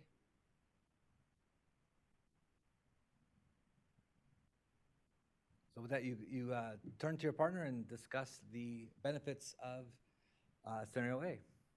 and again, when we're done, we'll make sure that we share out a little bit about what we've said from each one of the groupings.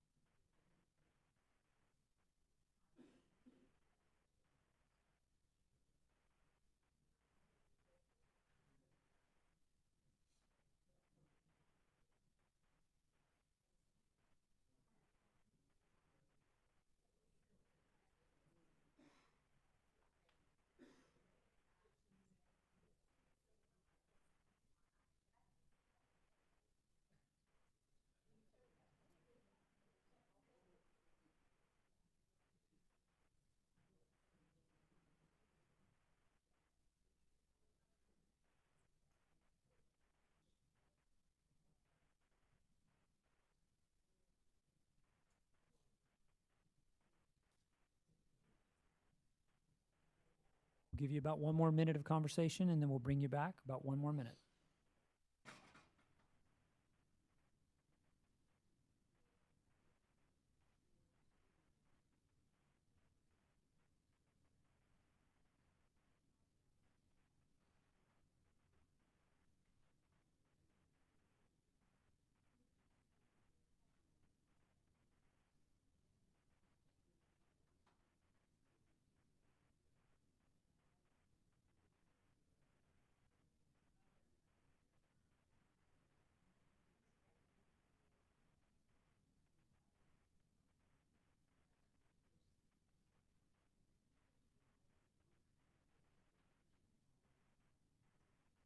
All right, we can wrap it up. Wrap up our conversations. And we'll do some quick report out. Dr. Pasquale, we'll start on your side this time. I don't know, it doesn't have to be you, but your team, just to share a little bit about what you were talking about. Our discussion centered on appreciating that we're looking at the same indicator, but then we started to look at identifying any student group and placing it in different school systems, like small alternative schools, smaller schools, what that could look like with a red indicator there. Juvenile and court systems as well.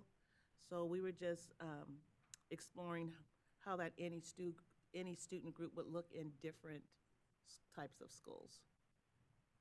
Thank you. Susan and your team? I think one of our concerns was just the sheer number of LEAs that would be eligible.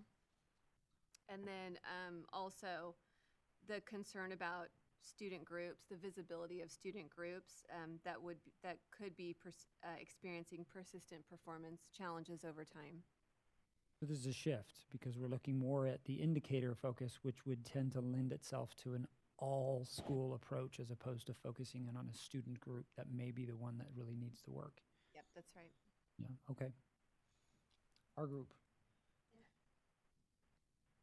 I think making sure that, if the LP makes very little impact on that simulation, making sure that our multilingual learners are still represented and they're getting the proper support, because we're not breaking that subgroup out, that they may miss, that needed support may be missed for them, and making sure that they are still seen and represented as viable part of that dashboard, and LEAs getting the support they needed to progress our multilingual students along.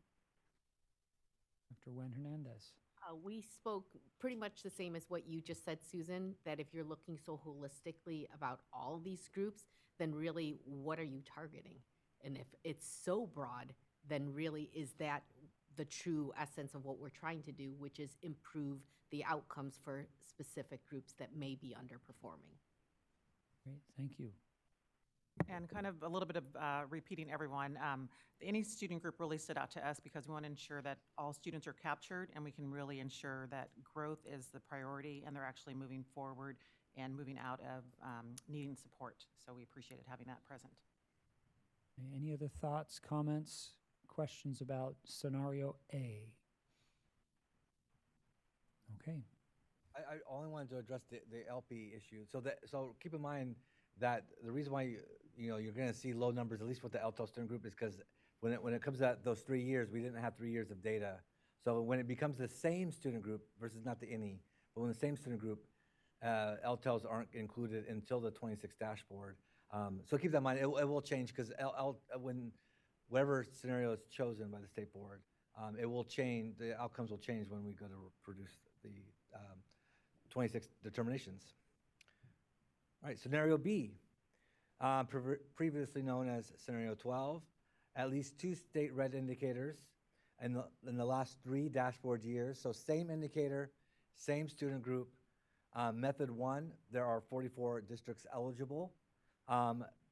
Method 1 for COEs, there are 8, and there are 28 charter schools. When we look at both methods 1 and 5, that would be 97 districts eligible for differentiated assistance, 20 for COEs, and then 103 charter schools. Are there any clarifying questions regarding scenario B? So then, no clarifying questions. Again, turn to your partner and discuss the benefits of this scenario.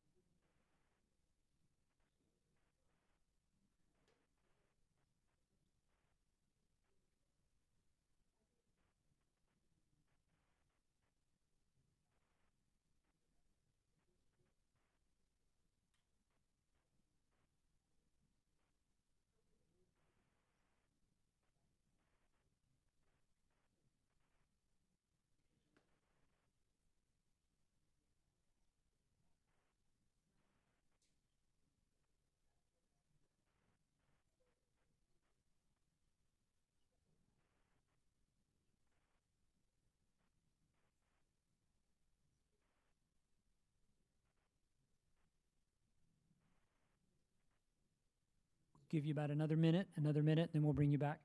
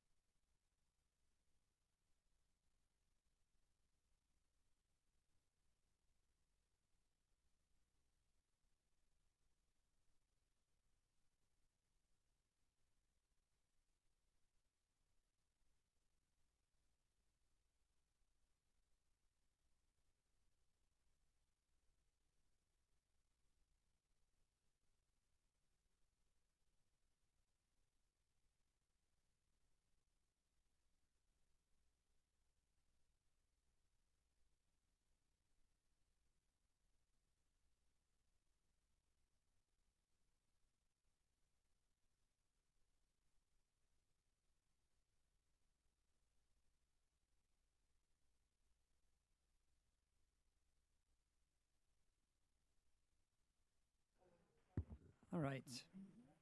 Let's bring everyone back together if we can. And we'll do a quick summary. We'll just break it up. We'll start with you, Josh. We'll go for it. Yeah, for us, when we were discussing like scenario B, we felt that it was too narrow. And the reason we were sharing was like, if we're in this indicator, I focus on this group for like 3 years, then there may be conflict with like stakeholders when they're thinking about like focus and like trying to make improvement. And like one thing we were kind of looking at, like how if it's focused on the data, English learners and students with disabilities were like the higher groups when we looked at the district and charter schools. And so some things we were talking about, like what conflict might come up if it's like, okay, focus on like EL growth, but then would LEAs have to get creative in supporting both groups, or would this be like a missed opportunity of like focusing on one group at the stake of others? So that was kind of some questions and discussions we were having. Thank you. We talked about liking scenario B because we feel like it's more aligned to the LCAP. Since when we write the LCAP, we're doing all of our goals based on the certain groups that we're looking at and the strategies we're using, the resources we're using. This most closely aligns to what we're monitoring in the LCAP. And I feel like sometimes when we're looking at different things, this is over the 3-year span, so we feel like it would be the same 3-year span as an LCAP cycle. So if we can keep those two consistent, then we're not doing one for LCAP, one for DA, one for something else, but we're realigning all of these things that we're doing. So we had lots of comments about B. It is much more stringent in what you're looking at in the numbers.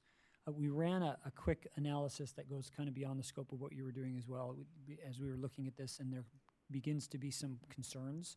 And one of those really might be kind of how we're designed. We looked at this, and this model would produce about 32 districts who were in DA, were already qualifying for DA, or were in DTA before, but then would still be in DA, but that would lose about 32 districts. So basically what I'm saying is that they would qualify for DTA, but they would not qualify for DA.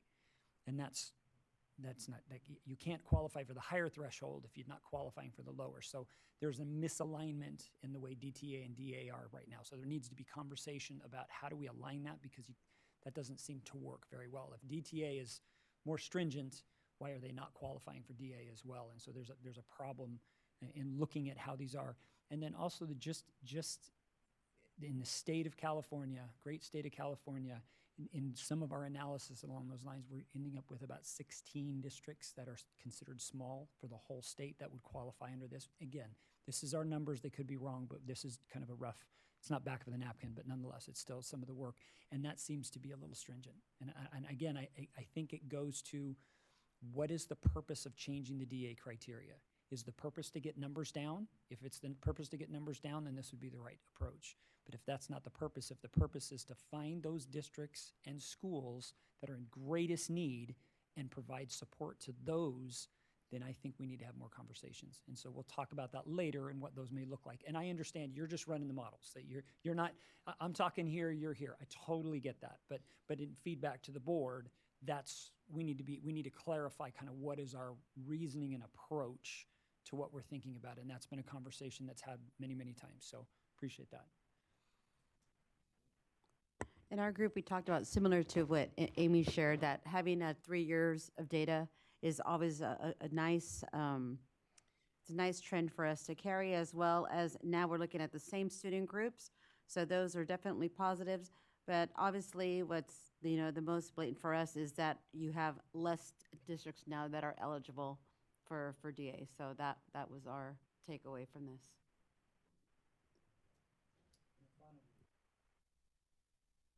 We kind of jumped ahead a little bit, and we looked and compared C and B, and we found it was very interesting, the vast difference in the amount of groups, districts that qualified for service. And I was curious if there was an additional data point that was not included in B that is in C, or is it the same data points in both? Well, I'm not sure the nature of your question. Like, for example, like the LP, is the LP not included in B, that it's included in C? No, it would be included the same. Okay. So, I mean, there are differences, like going back to like CCI and science, based on the availability of data. So, for example, CCI is included in scenario C because it requires only 2 years of data, but can't be in our simulations, but can't be on scenario B because it requires 3 years. But that CCI will be fully in whatever, if the criteria ends up being 3 years, CCI will be fully ready when we go to give 26 determinations. Well, our point was that, we believe that, schools are working on their, goals and aligning their needs, through their SIPSAs. And, we agree with Dr. Greenlaw that, the point of differentiated assistance is to support those districts that are in the greatest need. And so, if scenario C, where it's a 2-year model supports those districts, waiting 3 years to us feels like a very long time to provide support to struggling districts. While we recognize the alignment to LCAP is important, supporting struggling students is also equally important, and waiting 3 years to target at-risk kids seems like a very, very long time. So I think I'll clarify. Support would come, this is identifying with the criteria, so that would be looking back at 3 years worth of data. And then once they're identified, the possibility would be that they would receive support for 3, but then right now there's proposals in the legislatures that would be able to provide some type of universal support as districts go along. I mean, that's the plan, but we'll see how that works. So looking at this, this really is only looking back at the data to be able to identify who would qualify at this point. It's kind of running simulations on those. Did I say that correctly? Yeah, and I'd like to clarify that all the scenarios presented today, scenarios A, B, and C, are all 3 years. So we start a 3-year cycle for all these scenarios. They would include that. But in scenario C, which is coming up next. So I know this is why with so many scenarios it gets confusing. Scenario C requires 2 years of data, but would be a 3-year cycle. It would be we're gonna set you in for 26, 27, and 28, and then would not make determinations again for Got it. 29. Any question? Do you guys have any questions clarifying? Now's the time. Okay, go on to scenario C. So based off the robust discussion on the state board meeting and then discussion afterwards with incorporating public feedback, state board liaisons added another scenario that I'm presenting today that was not presented back in May. So this is scenario C. This is very similar, but requires 3 years. Instead of 3 years, it's 2 years of data. So at least 2 red state indicators in each of the last 2 dashboard years, and is the same indicator and the same student group. So under method 1, districts that would be eligible for differentiated assistance would be 202. There would be 17 county offices of education and 139 charter schools. When we look at both method 1 and 5, that's 240 districts eligible, 21 COEs eligible, and then charter schools that would be eligible would be 175.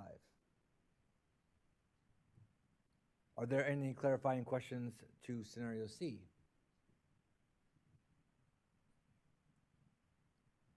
All right, seeing no questions, I will pass it to your partner to discuss the benefits of this scenario.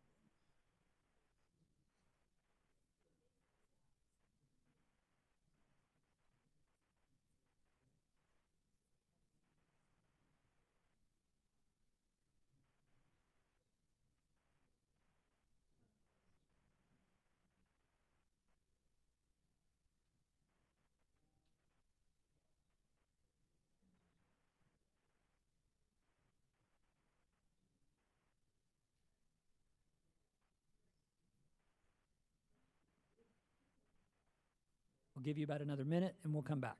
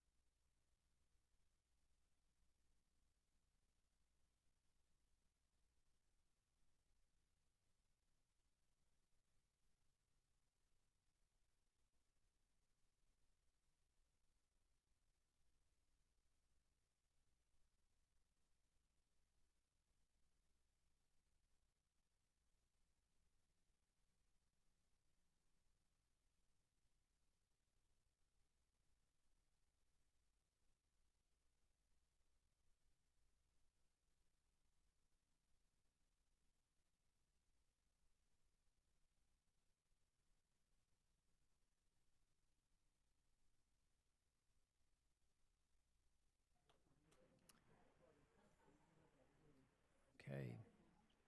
I think we're ready to come back. Are you guys had enough time to discuss? We ready to come back? All right. So let's bring it back. We'll do a quick summary of what we've done. We'll start again on the other side of Dr. Pasquale. If you guys want to start off and take it away, just a little bit of your summary of your conversation for scenario C. Well, our conversation was kind of all over the place because we were still trying to go back to, we reviewed the methods that were used to create the scenarios. And we still have a concern about the time frame.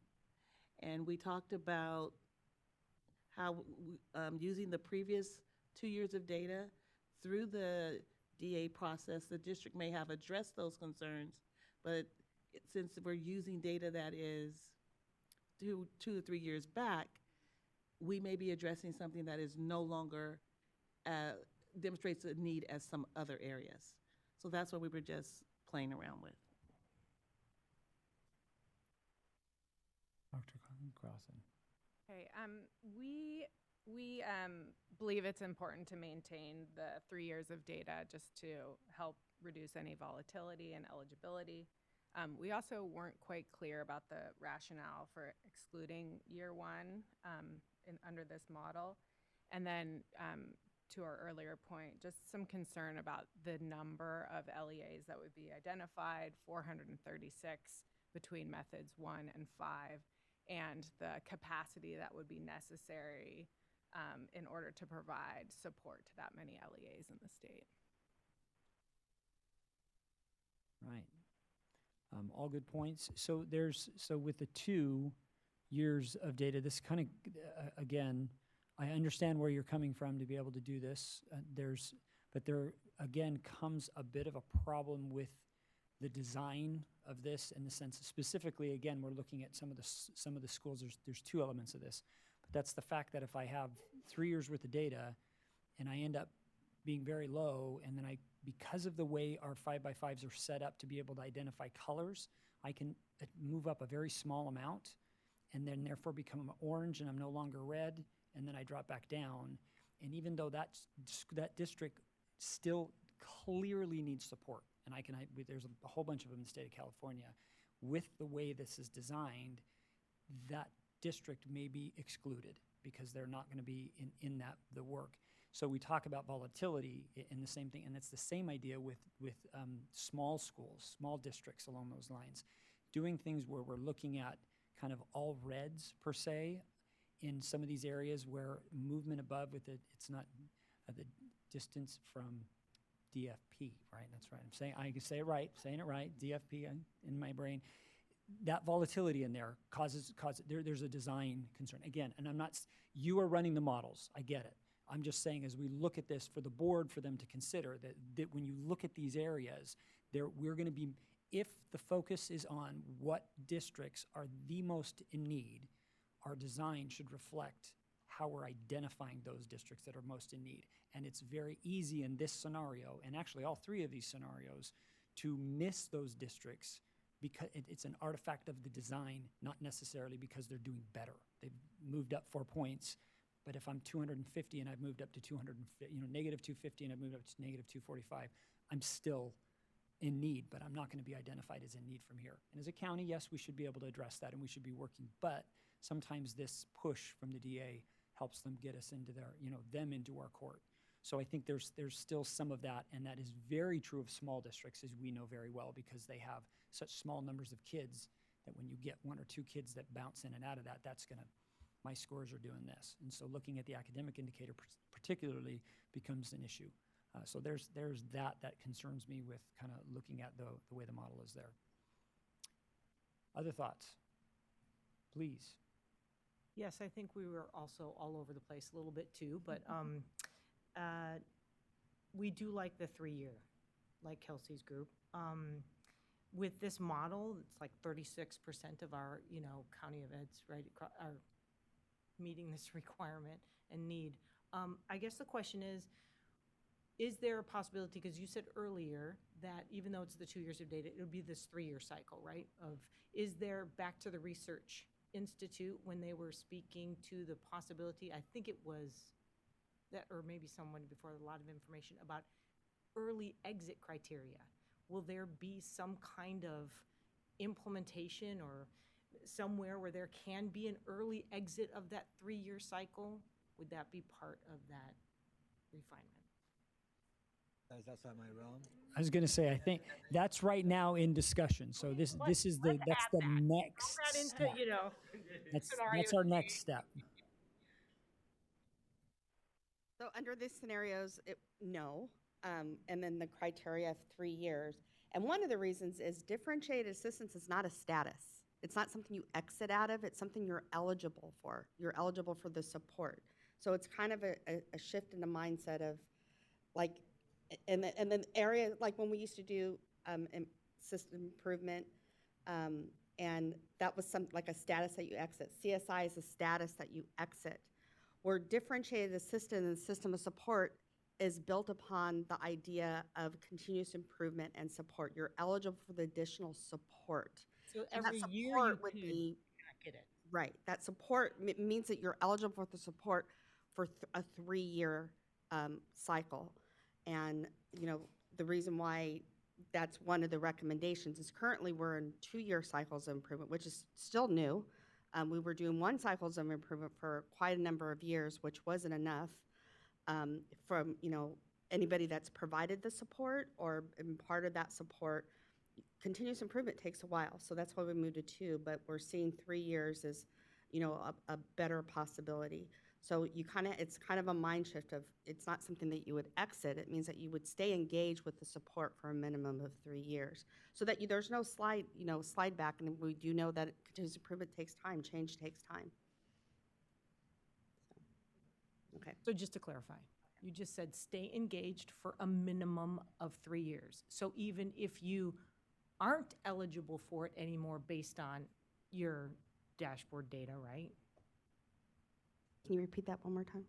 So regardless, you would be engaged in it for a minimum of 3 years, is what you Yes, just until the new cycle for identification in the next 3 years. Yes.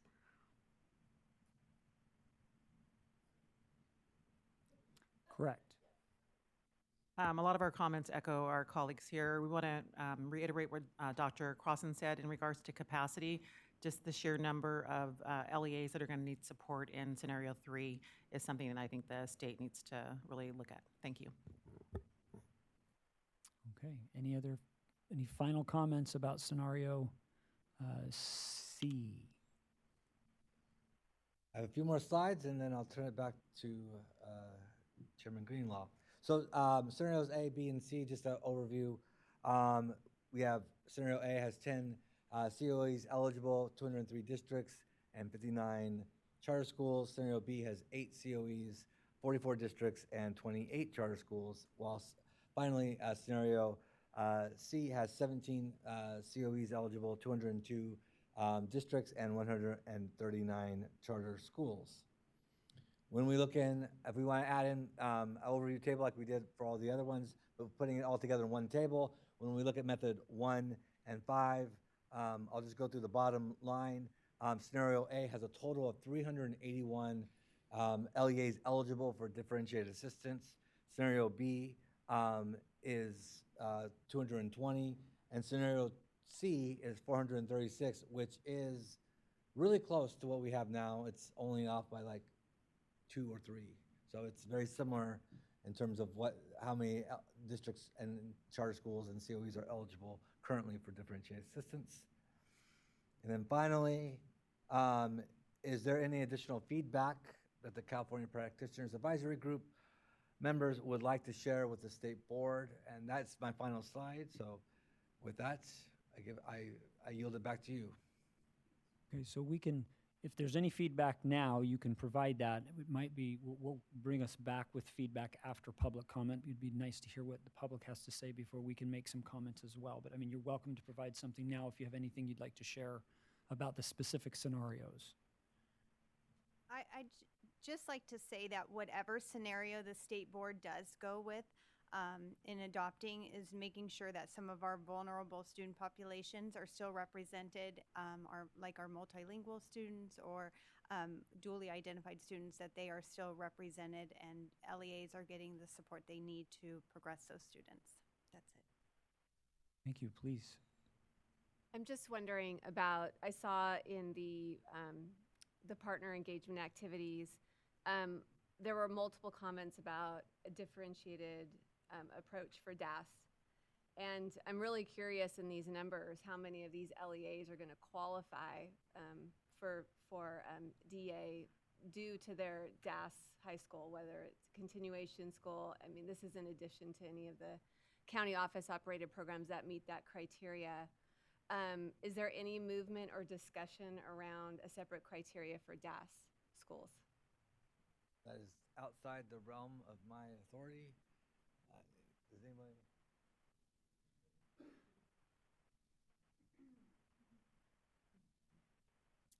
Hello again, Cindy Casanas with CDE. We have been asked to look at DAS schools. I think it's something that still hasn't landed as to what does that mean? Is it really, a lot of the crux of the DAS piece, you really see, it shows up in the CSI and the low graduation rate. And so that is an opportunity, I think, moving forward at the national level. It seems like there's some momentum again around alternative schools. I have traveled to Washington, D.C. in April with Audrey, and we spoke with the U.S. Department of Education about potentially doing another round of a waiver, but it sounds like if we were to do that, it would be very narrow. And so what California thinks about as DAS, we may need to have an even narrower to the schools that you run, right? Like your juvenile court community schools. So I would say it's something that you're not going to see, just a forewarning, you're not going to see in July at the board meeting. I just don't anticipate, like, we haven't been able to figure out really that crux is really driven by the ESSA requirements. DAS in general doesn't necessarily automatically get a district into differentiated assistance, right? We do see county offices represented, but it's not all 58, right? So I do think it's more on the federal side, not to say that we don't see it come forward in terms of our DAS charter schools, because of course they're considered their own LEAs. So it's still a conversation. The system itself is meant to treat every single one of our schools and districts equally. And so just, things like it's a bit more time to chew on for us, for sure.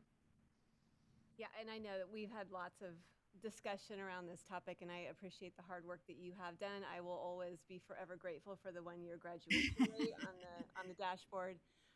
But I do just want to acknowledge the fact that there are a lot of DAS high schools in particular that will be in DA in perpetuity because of graduation rates. So I just wanted to put that out there. Absolutely, and I'm a part of a group that because you've helped us out with this particular consideration that has national partners, and you're hearing from other states literally exactly the same thing. They just have a smaller footprint.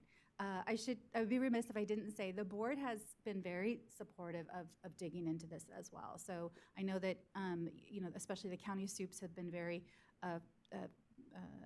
consistent about, in public comment, at least to the board, about needing to dig into this issue. So I would say if you're coming back in December, I'm assuming we'll probably have it on the agenda, if not, early next year, because it'll continue to be part of the work plan until we can figure out how to solve this issue. Again, it's something we need to work with the U.S. Department of Education on, whatever is left of that U.S. Department of Education these days. Any other questions before we move on to public comment on the scenarios? Okay, thank you very much. Well-informed, great information. I appreciate it. We will now take up public comment. Please put up the public comment slide with the call-in number. Members of the public wishing to provide comment on this item may do so by calling the number on the slide. You will be notified when it is your time to speak. We encourage you to please state your name and affiliation for the record. Please remember to turn down the speaker volume on your computers. If you are following the live feed, speakers will be limited to 1 minute each. Is there anyone in the room who wishes to make public comment? Yes, there are 6 people signed up for in-person public comment. Please remember to state your name and affiliation for the record when it's your turn to speak.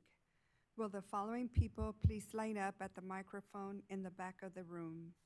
Carlos Machado, Rachel Murphy, Lindsay Tornatori, Natalie Shin, Melissa Marcucci, and Lee Angela Reed.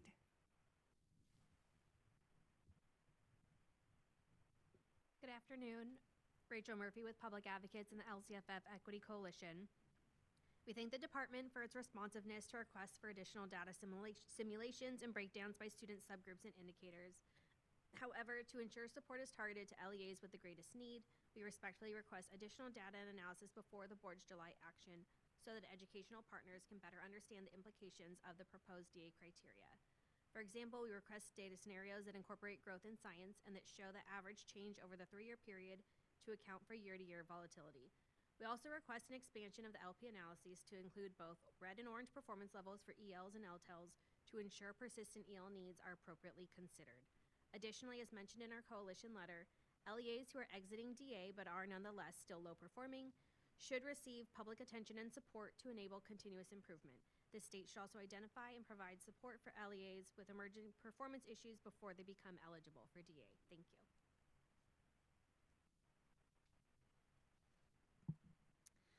Good morning, Chair Greenlaw, CPAG members, Lindsay Tornatori on behalf of the California County Superintendents.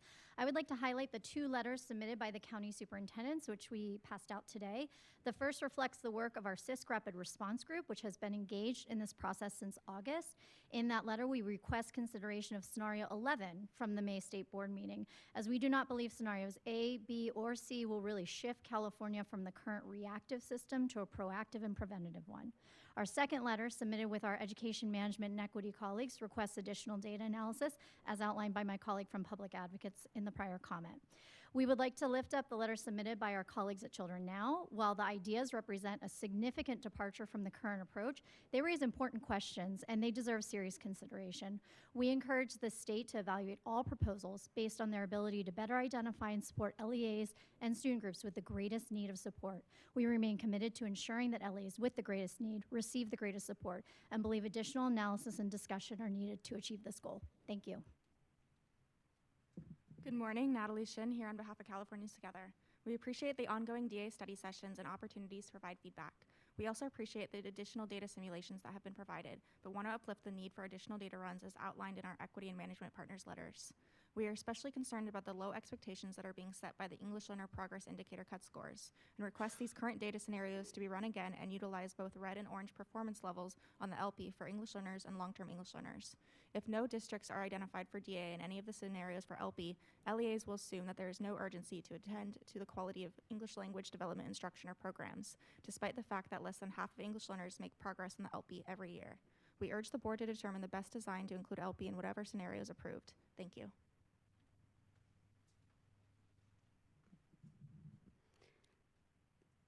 Good almost afternoon, Chair Greenlaw and members of this advisory group. My name is Melissa Marcucci, and I'm a science teacher in the Central Valley and president of the California Association of Science Educators. I'm happy to share this day of my summer break with you. I've seen firsthand how our accountability system shapes what students experience in the classroom. When subjects are included in accountability systems, they receive time, resources, professional learning, and attention. When they are not, students lose access, especially students in historically underserved communities. It was wonderful to hear the state board's support for including science in the differentiated assistance eligibility criteria framework, following our continued letters and comments, as well as science being a focus area in these listening sessions. The coalition wants to remind you of the immense support already in place for science that needs to be leveraged and properly funded by the state instead of continuing to be an excuse. As you define DA, we urge you, as we stated in our coalition letter sent to you on Monday, to ensure that science is part of a holistic approach to school improvement Thank you, and the Speaker. development Your of time is coherent up. systems. Thank you. Good morning. Good morning, Leangela Reed on behalf of the Small School Districts Association. I want to echo the comments from my colleague from the County SUBs and ask you to focus on the letters that our coalition has put forward. There was a lot of thought put into that. We appreciate the conversations today. I want to particularly thank Chair Greenlaw for his comments relative to smalls. The volatility under the current system is amazing. They are over and under identified on both ends because of the small amount of students that they're serving. One or two students can send someone 2 colors down. And so we just ask you to continue this thoughtful discourse. We need more analysis. We know the legislature is not looking at things the same way we are with regard to the budget. So I think we all have to come together to be thoughtful about how we approach, because it's really about the students more than anything else. And we want to make sure that we're not going to hometown buffet, but we're eating the things that we need to have on our plate first. So thank you. Thank you for your comments and for making us hungry at lunchtime. And she said it. Is there anyone on the phone? Yes, there are. Good afternoon, caller with phone number ending in 8945. Please state your name and affiliation. You have 1 minute, and your time starts now. Hi, this is Suzanne Cooey of the Charter Schools Development Center. Regarding the over-identification of DAS and counties, even before the CSI pathway in current DA, DAS charter schools are identified at 5 times the rate of non-DAS charter schools. So this is also going to affect the county numbers. This is a very significant dynamic. Bringing back the dashboard alternative indicators to the state portion will be a very important first step to addressing the hometown buffet situation. Thank you. That's a really nice image. Similarly, for expressing strong support for growth scores, appreciate consensus. Regarding the timing, we have 2 years of prior year growth scores to use in the October DA list. We could flag certain LEAs based on prior year growth scores that may come off the list based on their December growth scores. There is no need to be contingent on the categories.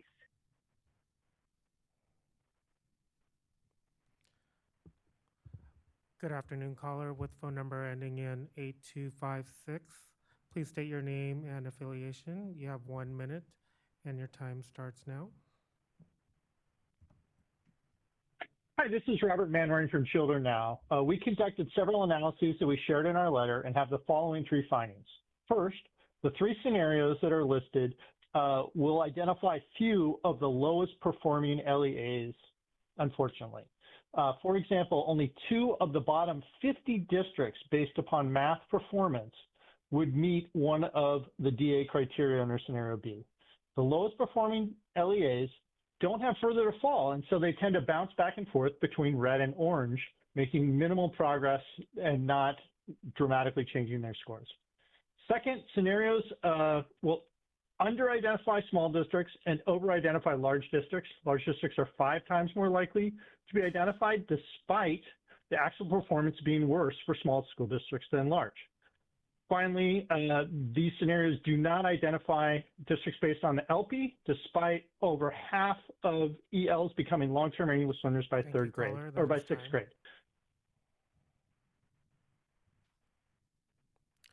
Good afternoon, caller with phone number ending in 1385. Please state your name and affiliation. You have 1 minute, and your time starts now.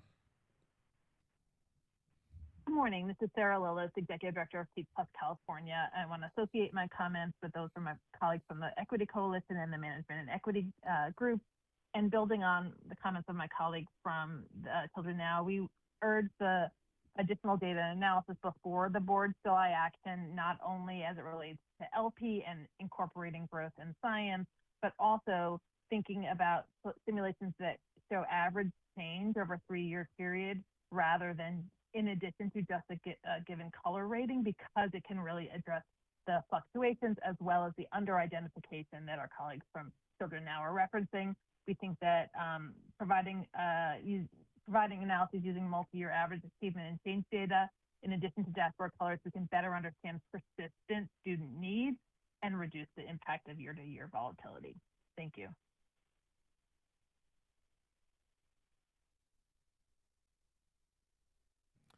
Good afternoon, caller with phone number ending in 5116. Please state your name and affiliation. You have 1 minute, and your time starts now. Good morning, Jessica Sacco on behalf of Children Now and the California STEM Network. STEM education engages students and equips them to succeed in civic life careers, including STEM-related careers. And California is home to some of the largest and most important STEM-driven companies in the world. Yet we are failing to prepare our future to take on this legacy. All California kids need to graduate high school ready to succeed in the 21st century economy, and that requires high-quality STEM education, no matter their next steps, be it college, further career education, or directly into the workforce. Therefore, we urge the CPAG to support the inclusion of science in the criteria for differentiated assistance. Integrating science from the outset allows for the system to evolve with science as a core component. As the state transitions to incorporating transitions from removing local indicators from DA identification, it is increasingly important to create pathways for teacher assignment data to become a state-level indicator. California continues to face significant teacher shortage. Thank you. Good afternoon, caller with phone number ending in 5284. Please state your name and affiliation. You have 1 minute, and your time starts now. Good morning, CPAG. Thank you so much for the fruitful discussion. My name is Eric Carlstone. I am a principal of a rather small middle school in Los Angeles. I'm calling mostly just to say that while I really appreciate these discussions, I hope that there will be some clear action taken by CPAG in their communication to the State Board of Ed, specifically around these recommendations. These discussions have been really fruitful, and I appreciate the nuance that's come out of them. There are a lot of things to weigh. I really appreciate the emphasis on the growth scores, and I hope that those growth scores can be utilized in this upcoming year, both for identification of district assistants as well as recognitions. So I hope that the CPAG will push for refinements without delay so that precious time and money are spent where it is needed starting this year. Our students deserve our best focus right now. Thank you very much.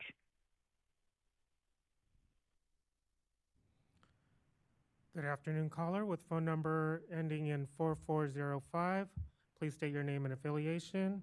You have 1 minute, and your time starts now. Good morning, Anna Iokimedes on behalf of Los Angeles Unified School District. Would like to state our alignment with the previous comments made by other equity and education management groups.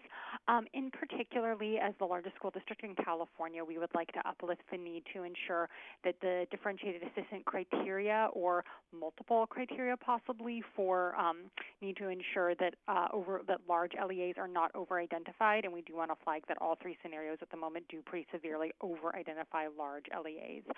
We are also concerned that the LP and the LTEL groups or indicators are not being flagged in any of the proposed scenarios, and hope that that can be addressed. Thank you so much.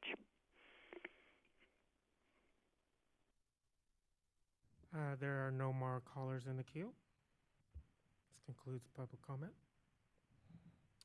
Thank you very much, callers and those speaking. We appreciate that. So given that there's no more public comment, we'll now open for CPAG member discussion. I think it might be valuable as we're thinking about this to provide possibly some recommendations to the board based upon what we're hearing. So if there are things that you believe either from these scenarios or from other areas, this would be a good time for us to make sure that we've voiced maybe our thoughts, because there were some presented to us, and so it'd be good for us to kind of have some clear thoughts along those lines. Is there any thoughts anyone want? I always have comments, so but I'll wait. I always have comments, but please, any thoughts, comments that you'd like to make as we finish up this item?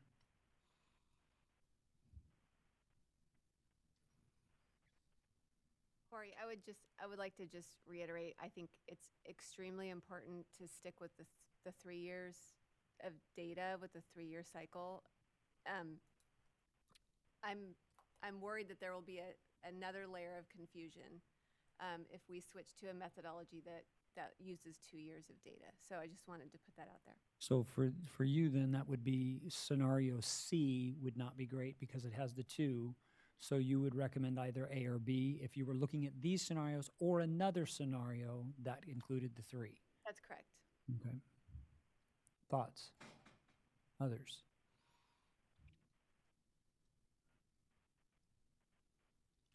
Go ahead, please. I have a little bit of a list here, so. I'm sure you do. Dr. Crossan, we love it. Please. I just wanted to underline your earlier comments about grounding all of these discussions in ensuring that we are effectively identifying those LEAs with the demonstrated need for support, and really creating some kinds of definitions around what we mean by that as a grounding for this conversation. I think that this notion of creating potentially, I think there's been a lot of calls for some additional analyses, which I would support. And I think one in particular is the idea of modeling some kind of different criteria for DAS schools using the dashboard alternative indicators as one idea, given their identification under Method 5 and the lack of flexibility to make any adjustments there, focusing on our state accountability system. I also found the suggestion around modeling a 3-year average of performance and change particularly compelling as well, and I think that's worth some analyses and consideration for the state. I mentioned earlier this issue around the county capacity, and this is sort of a technical thing, but there's a table in our handout that shows the % of districts by county that are identified under the different models. And I think it would be helpful to see the % identified under Method 5 as well, just to get a sense of really the volume that some counties would be serving, of LEAs that some would be serving.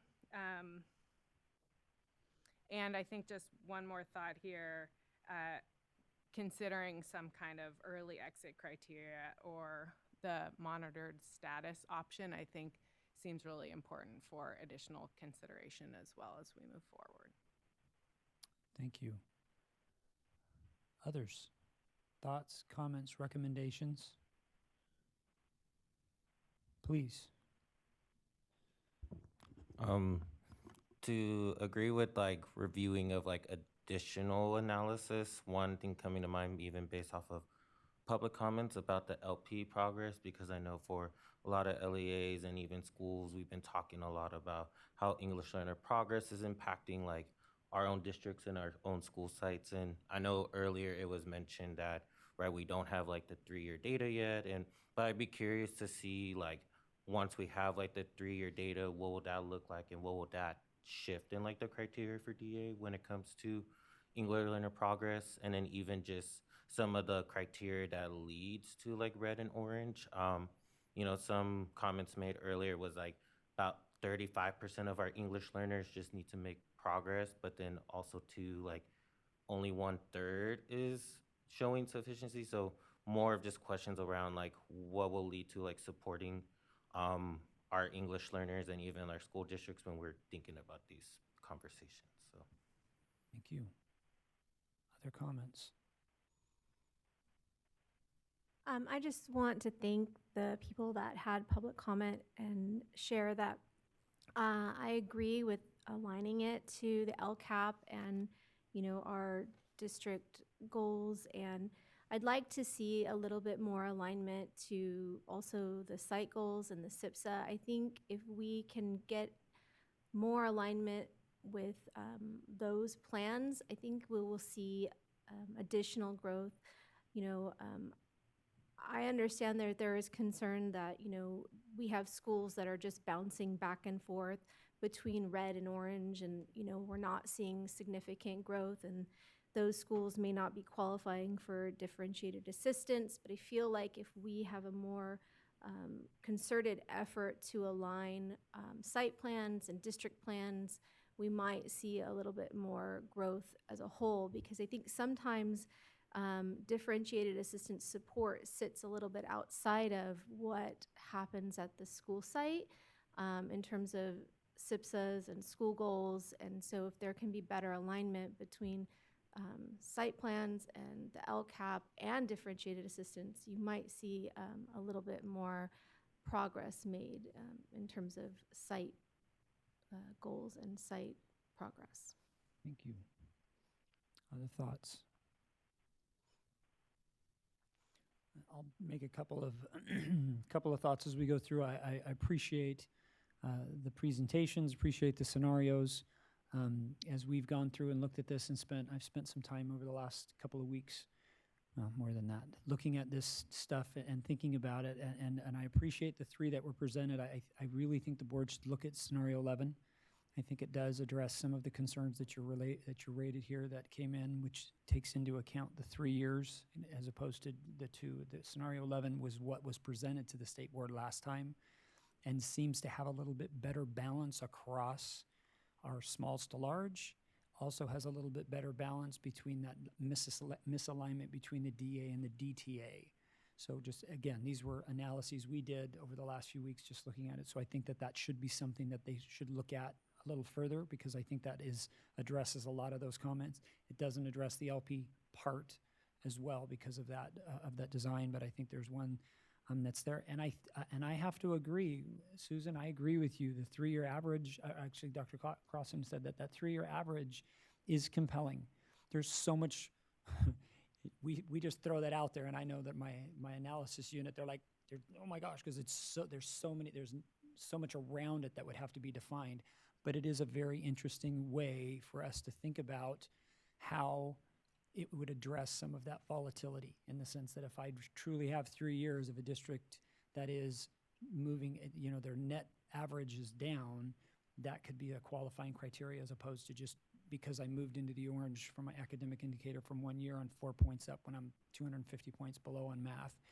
Anyway, especially if we're looking at indicators as we're going across, as opposed to priorities, that makes it a little more flexible in how we're looking at those. And so I think it really needs to be modeled. I think it's a process that should be considered. I think we should kind of look at what some of those are. I know there's, in some of our letters that we received in the public comment, there was a conversation about a threshold, and that becomes problematic as well.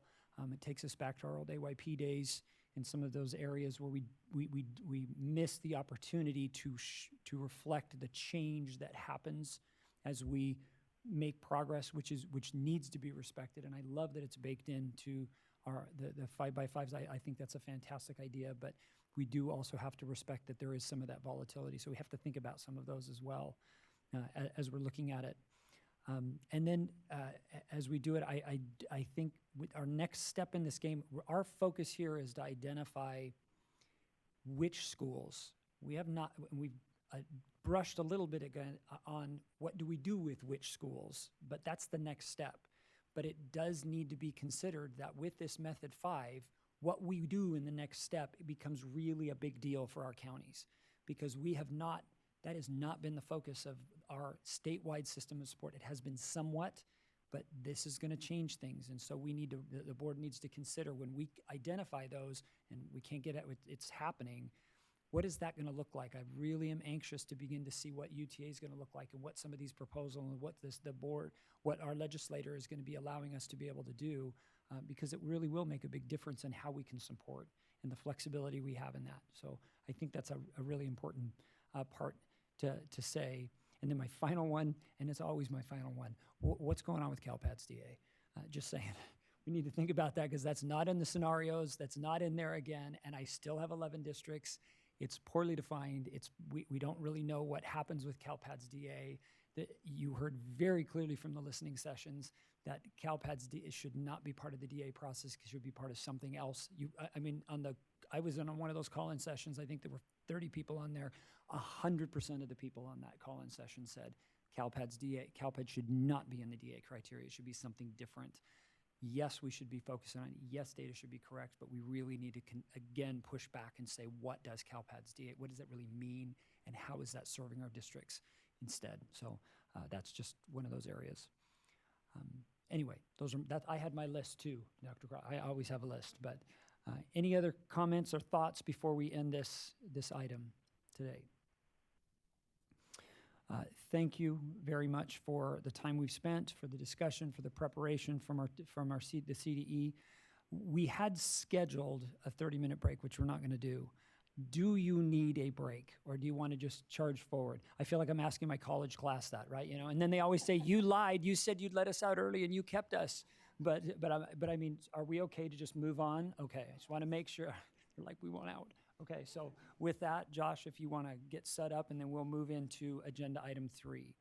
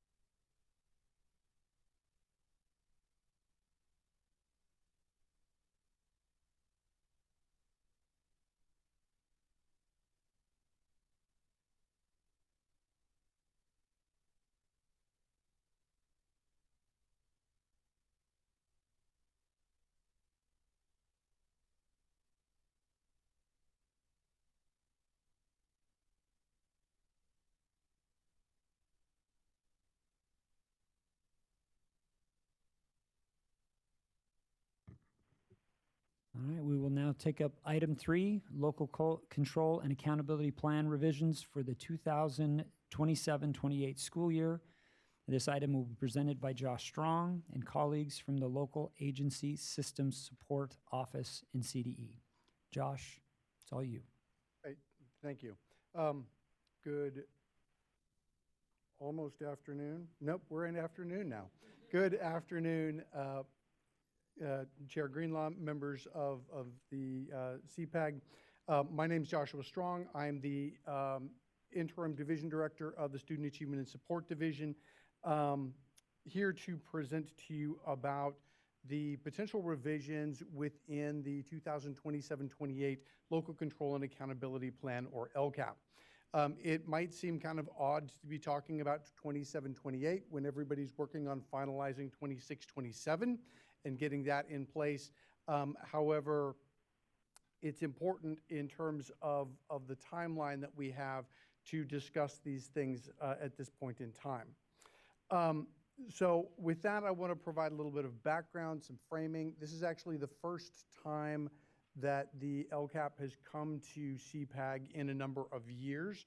And so just to set the stage here, the LCAP is, as everybody should be aware of, is a 3-year plan.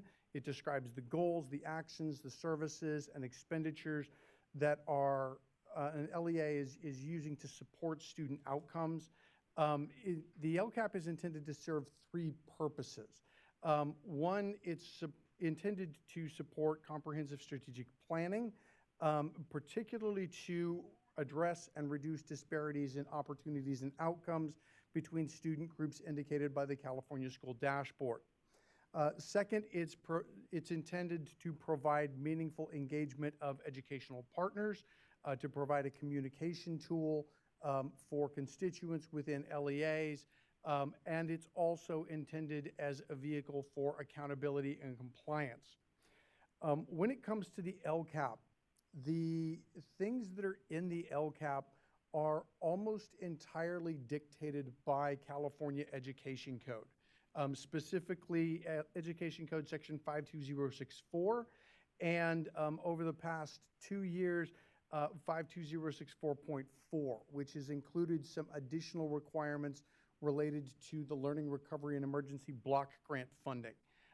That grant extends through the 2027-28 school year, and once that 27-28 school year is done, those requirements within the LCAP for LREBG funding are going to sunset. And so we're going to go back to just the requirements that are required in Education Code Section 52064. Based on that, the timeline that's outlined in statute requires the department to the State Board of Education to adopt the LCAP template on or before January of the year in which it's going to be used.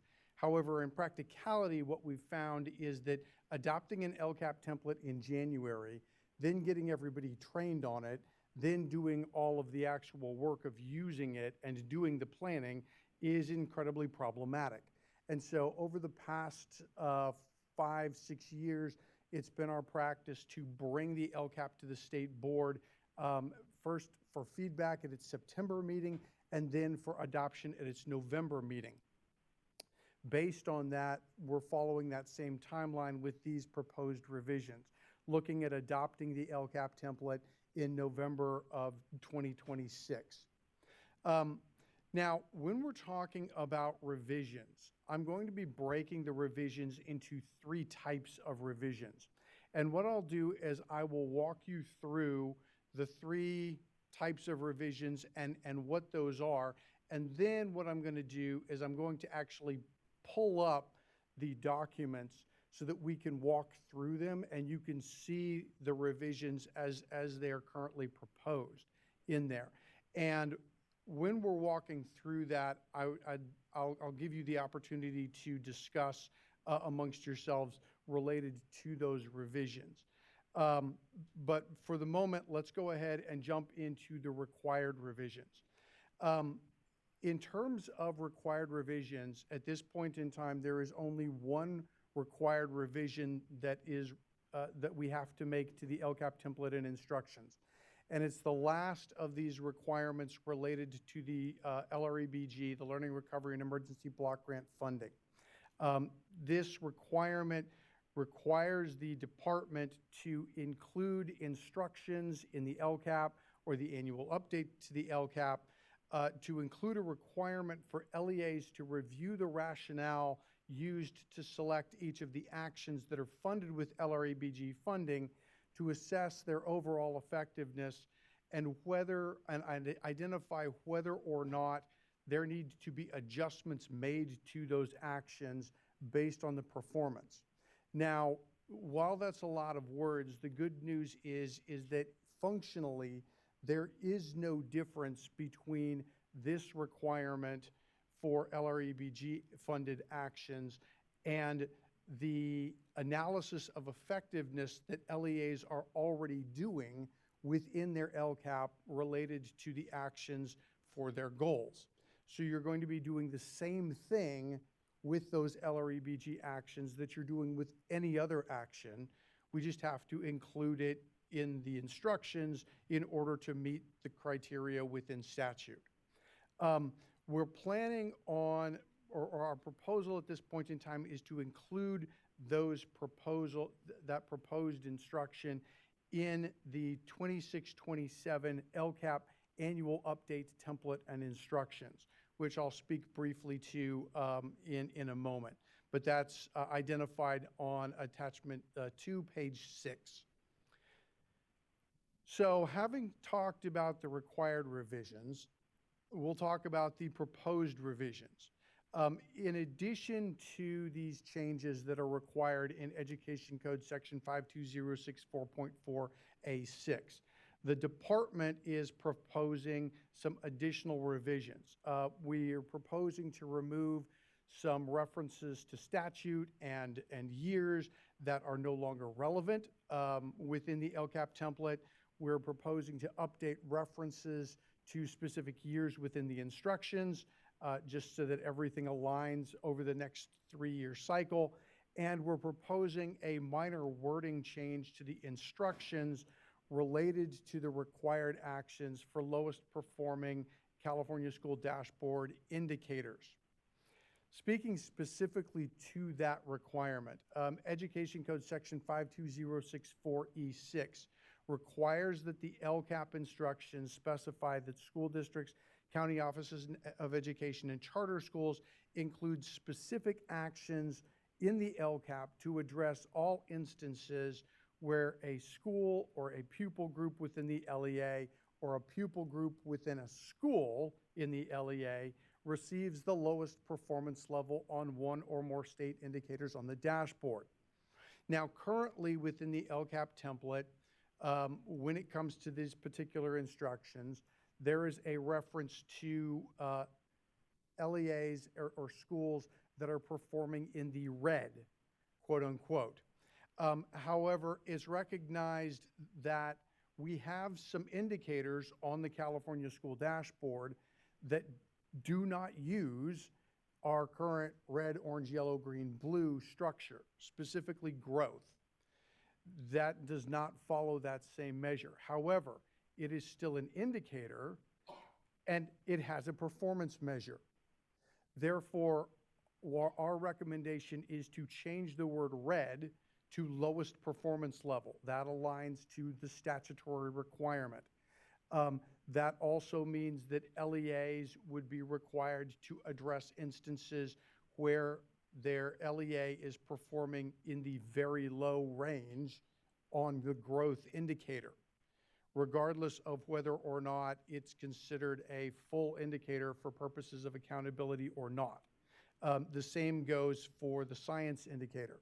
Science will be addressed based on lowest performing within the dashboard, regardless of whether it is a full indicator on the dashboard.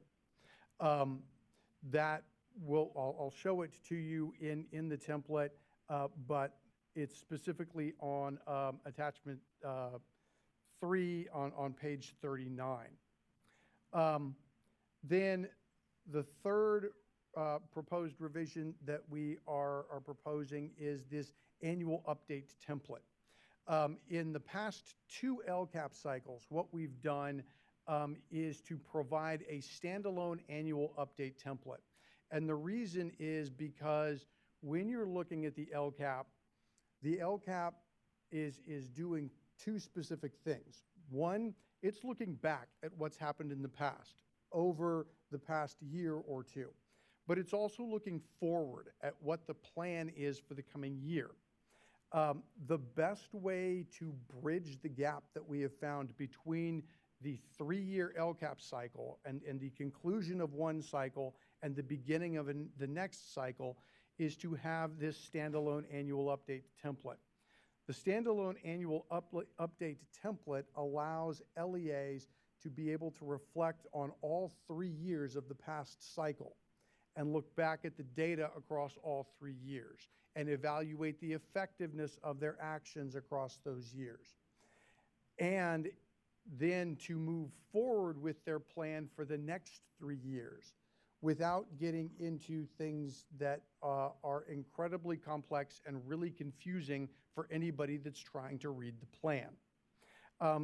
Essentially what this means is that for the 27-28 LCAP, LEAs will use the 26-27 LCAP annual update template to complete their reflection and their goal analysis. They'll look back at their metrics, they'll provide their goal analysis, but then they will not complete the goal analysis that is part of the 27-28 LCAP template. It will simply be marked as not applicable for that first year of the cycle. Then in the subsequent years, LEAs will use that goal analysis to reflect on year 1 and year 2 in the 27-28 cycle. That's worked pretty well over the last 2 LCAP cycles. We're proposing to keep that same practice with the coming LCAP cycle, which begins in 2027-28. So That concludes the possible, recommended LCAP revisions that we're doing. Now I want to move into some possible revisions. When we're talking about the LCAP, the majority, as I've already stated, the majority of things within the LCAP are included based on requirements within statute, within Ed Code Section 52064. However, there are a couple of things that exist within the LCAP template that are either duplicative of information that is already in there or are not actually required by statute. And so these are things that the state board could consider removing from the LCAP if they so choose. And what we want to do is provide you all with the opportunity to reflect on those and provide the board with some recommendations related to that. So moving through the template in kind of the order of how they're laid out within the template. These items are the current difference from baseline, which is part of the measuring and reporting results. Within the action table, the title, total funds, and contributing fields. Within the increased or improved services for foster youth, English learners, and low-income students section, the total projected LCFF supplemental and/or concentration grant, the projected percentage to increase or improve services for the coming school year, the LCFF carryover percentage, the LCFF carryover dollar amount, and the total percentage to increase or improve services for the coming school year. And I don't actually expect any of you to, really track that at this point in time. That's why I'm going to pull it up in a minute and actually show it to you so that it'll make more sense. Then in the total planned expenditures table, we've got one column related to time span that could potentially come out. And then the board also has flexibility to implement a page or word limit, which we wanted to bring to you for discussion. Obviously, one of the big knocks against the LCAP is it can get really long. Now, in reality, there's no requirement that says the LCAP has to be really long. The LCAP template itself is 13 pages if you include the action tables that are associated with it. The instructions for the LCAP are 32 pages long because they contain all of the information that has to be addressed within the plan. However, we've got some LEAs that will do a 30-page LCAP. We've got other LEAs that go for 400, 500, 600-page LCAPs, right? And it really all comes down to the level of detail that's going into those and whether or not you're required to address certain things. So for example, when I was talking about that requirement to address the lowest performing indicators on the dashboard and have actions that address lowest performing indicators on the dashboard, that requirement alone means that Los Angeles Unified School District has to address over 2,000 individual actions or data points within their plan, which of course is going to drive the length of the plan. One of the potential things that's been thrown out related to limiting the length of the LCAP is implementing a page or word limit, which would of course mean that LEAs would have to pick and choose where you're going to put your words. But at this point in time, what I want to do is jump into the review of recommendations. So what I'm going to do is I'm going to pull up these individual documents and just kind of walk you through them and then pause, give you all a chance to discuss, reflect, and provide recommendations related to these proposals. And at this point, after I've presented each of the documents, if you have any clarifying questions, I'll pause and see and address any of those. So with that, I'm going to jump over to the actual documents because I found that it makes things a lot simpler. So what I'm going to do is I'm going to begin with the annual updates template. This is attachment 2 within your item. And let's get rid of the ribbon.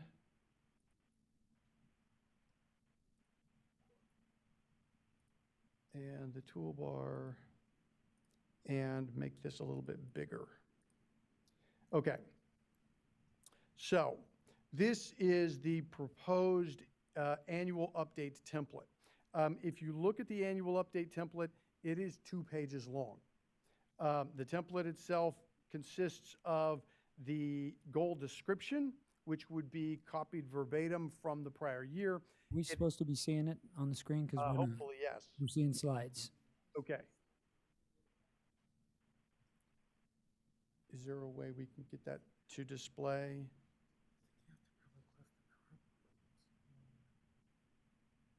Let's see.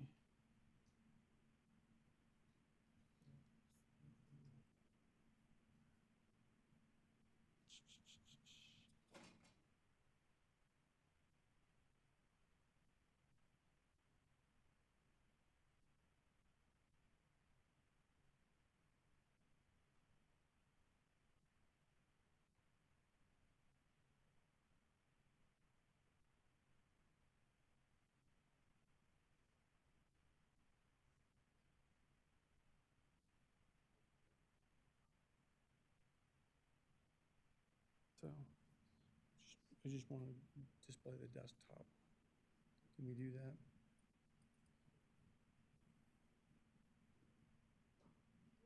You want to display this right now?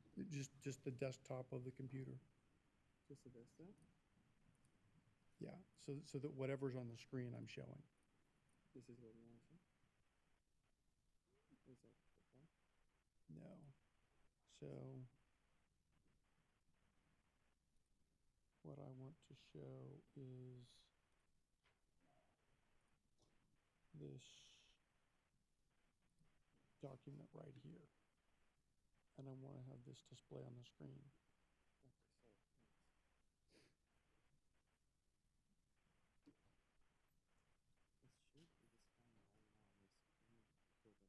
Okay.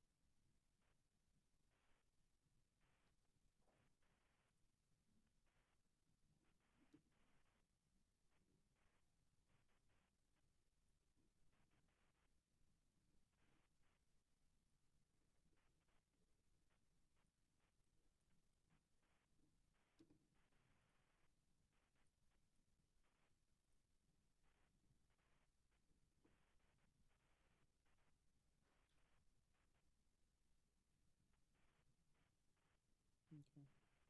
Well, let's not worry about it right now. Okay, so I apologize. Let's look at I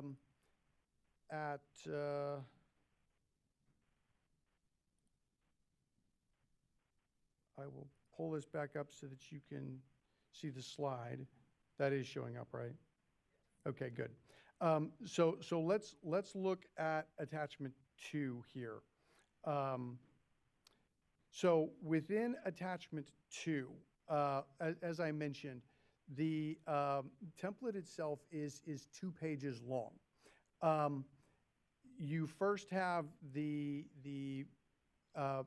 measuring and reporting results that's on there, along with the goal description. The measuring and reporting results, essentially the only piece of information that LEAs are going to have to fill in based on that table is the year 3 outcomes, as well as the difference from baseline column. So those would be the only two things that LEAs will actually have to fill in. Everything else will be pre-populated from the prior years.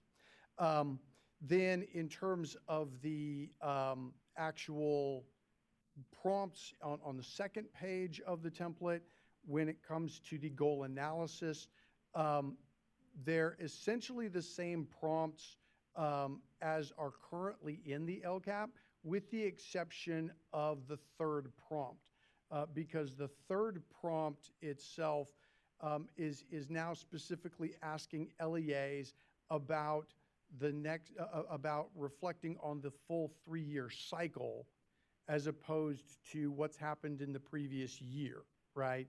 So it's getting LEAs to look at everything across the past 3-year cycle. Outside of that, the instructions are largely unchanged. If we look at the instructions that go on, you can see that within the instructions, when it comes specifically to the data that is in being reported in the measuring and reporting results, and I believe that this is on pages 2 and 3 of the instructions. So that would be, yeah, on page 3 and 4 of the attachment. On pages 3 and 4 of the attachment, you can see that there are specific instructions for both districts and county offices and for charter schools. And the reason for that is because for charter schools, they have the flexibility to be able to complete an LCAP that aligns to their budget, which could be 1 year, right? So they could do a 1-year LCAP over and over and over. When it comes to the 3-year cycle, though, we want all LEAs reflecting on what's happened during the past 3 years. So for charter schools, the instructions are tied to reporting out the specific data across the past 3-year cycle, which is what the same thing that school districts and county offices will be doing already, right? So that everybody is reflecting on the same 3 years of data. And then in looking at the instructions on page 5, if you look at the bottom of page 5, the bullet that's at the very last, it's at the very bottom of the page, this is where we're proposing to include that required revision.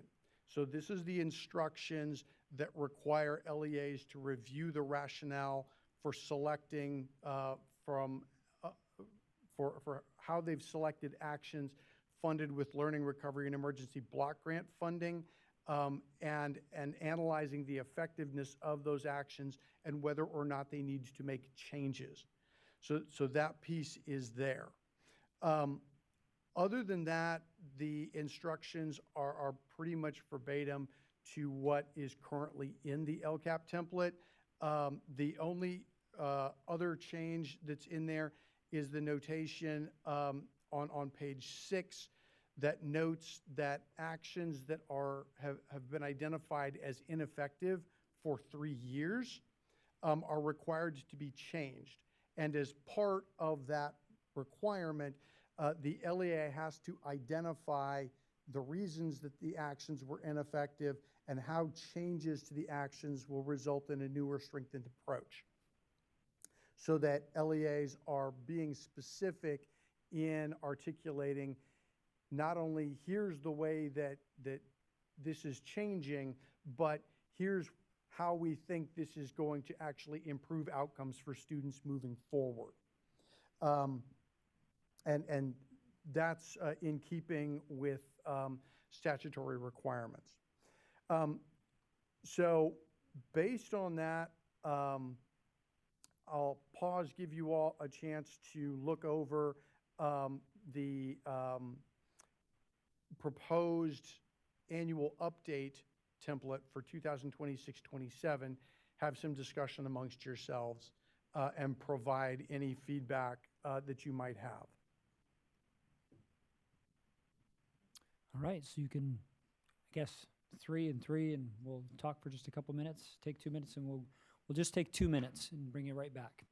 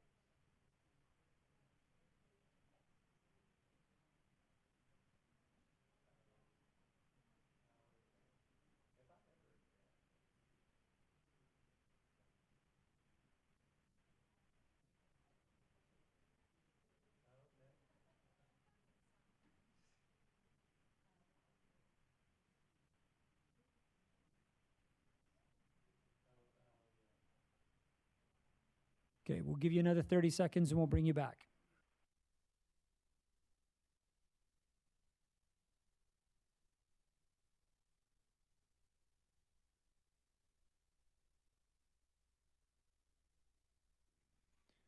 All right, if you want to, we'll start over here. If you want to provide a little thoughts on what you guys said. Yes, thank you so much for that presentation. We really appreciate the streamlining. We feel that anything that can be done to streamline, add clarity, and not be duplicative is really going to help everyone involved. And being that the LEAs are already using this system, it's something that they don't have to learn over. It's just something they can build capacity within. So we appreciate that. I can talk about it. Okay, so appreciate it. I know it's been done in the past with this specific area.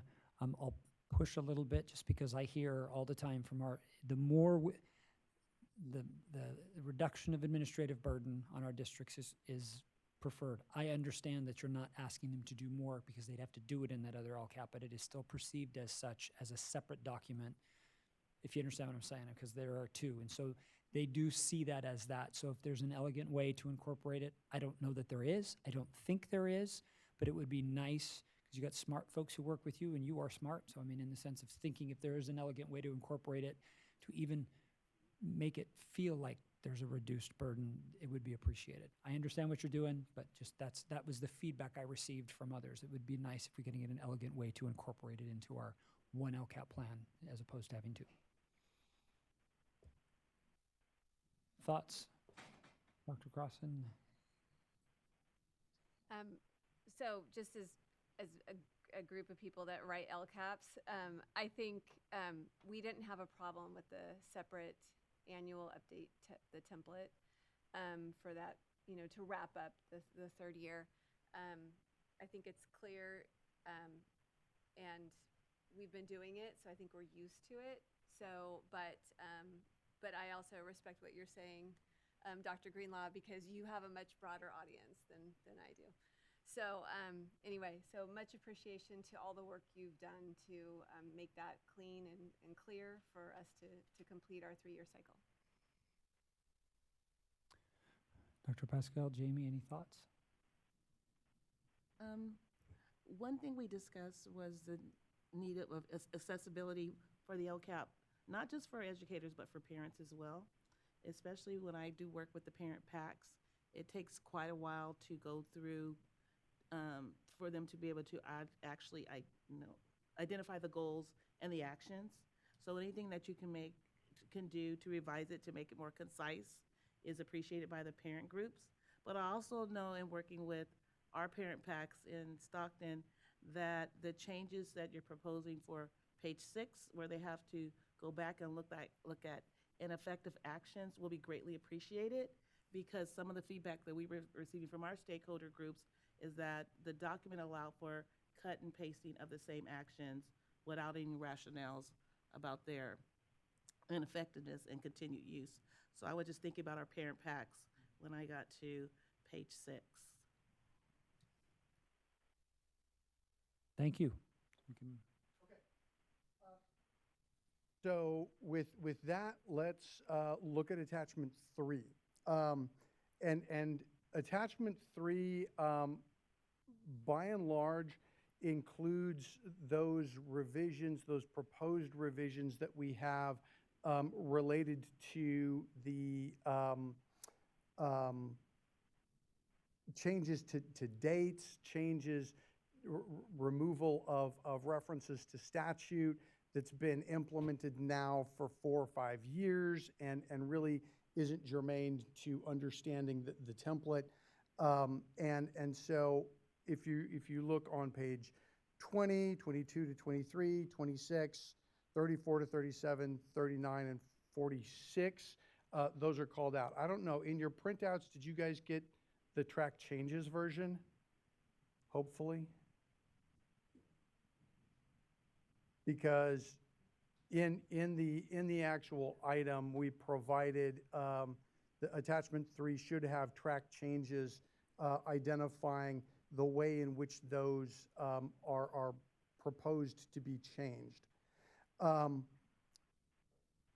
The one thing that I did want to bring to everybody's attention related to those changes is on page 29 of attachment 3. On page 29 of attachment 3, there is the heading for lowest performing dashboard indicators.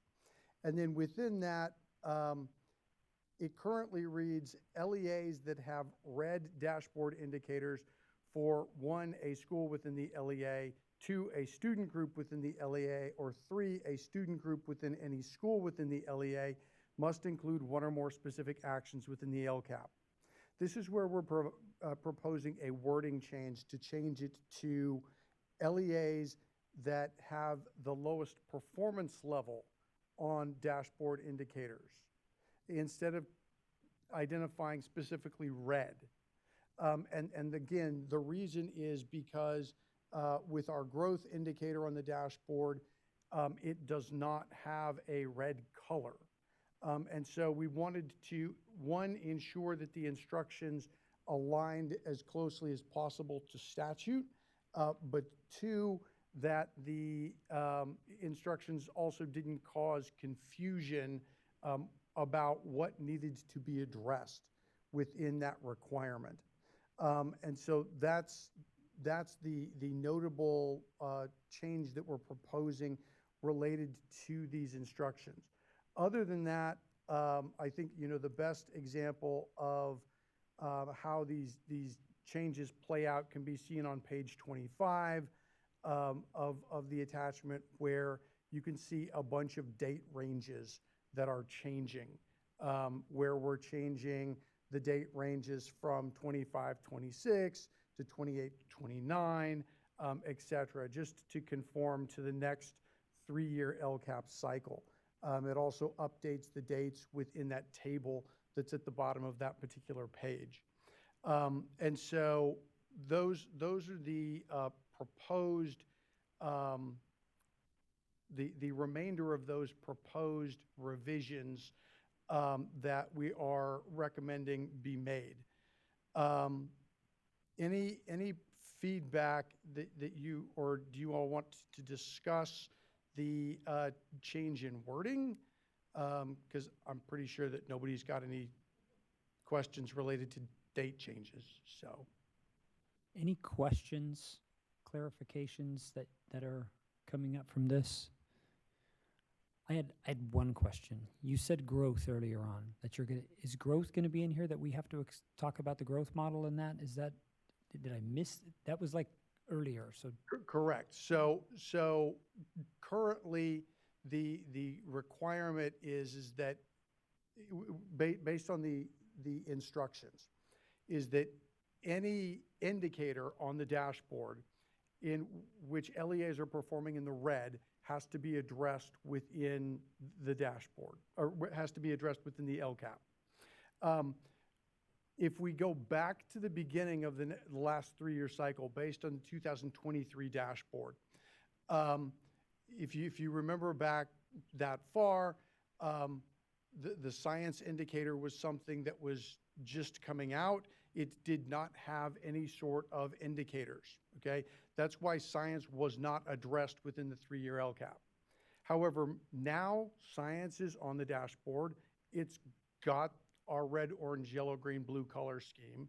Moving forward, based on the 26 dashboard, LEAs will have to address lowest performance level on growth, on science.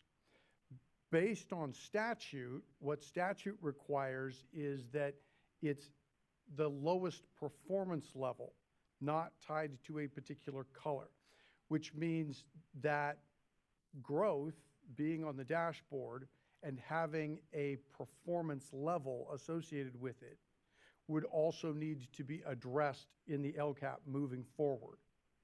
So instances where a school within the LEA or a student group within a school in the LEA or the overall ranking for the LEA is performing in the red or is performing in the lowest indicator for growth would have to be addressed.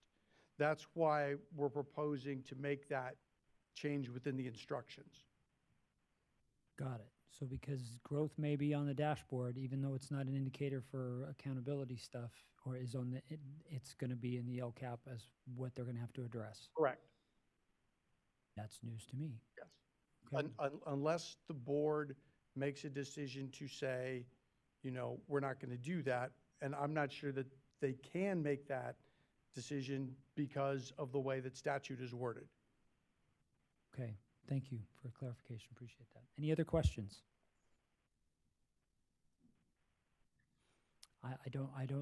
Again, administrative burden for me, so anything we can reduce, whatever we're doing, I think is always good. There are a couple of elements that I received some feedback, very specific things that may be beneficial, auto-populated things that don't really require extra work.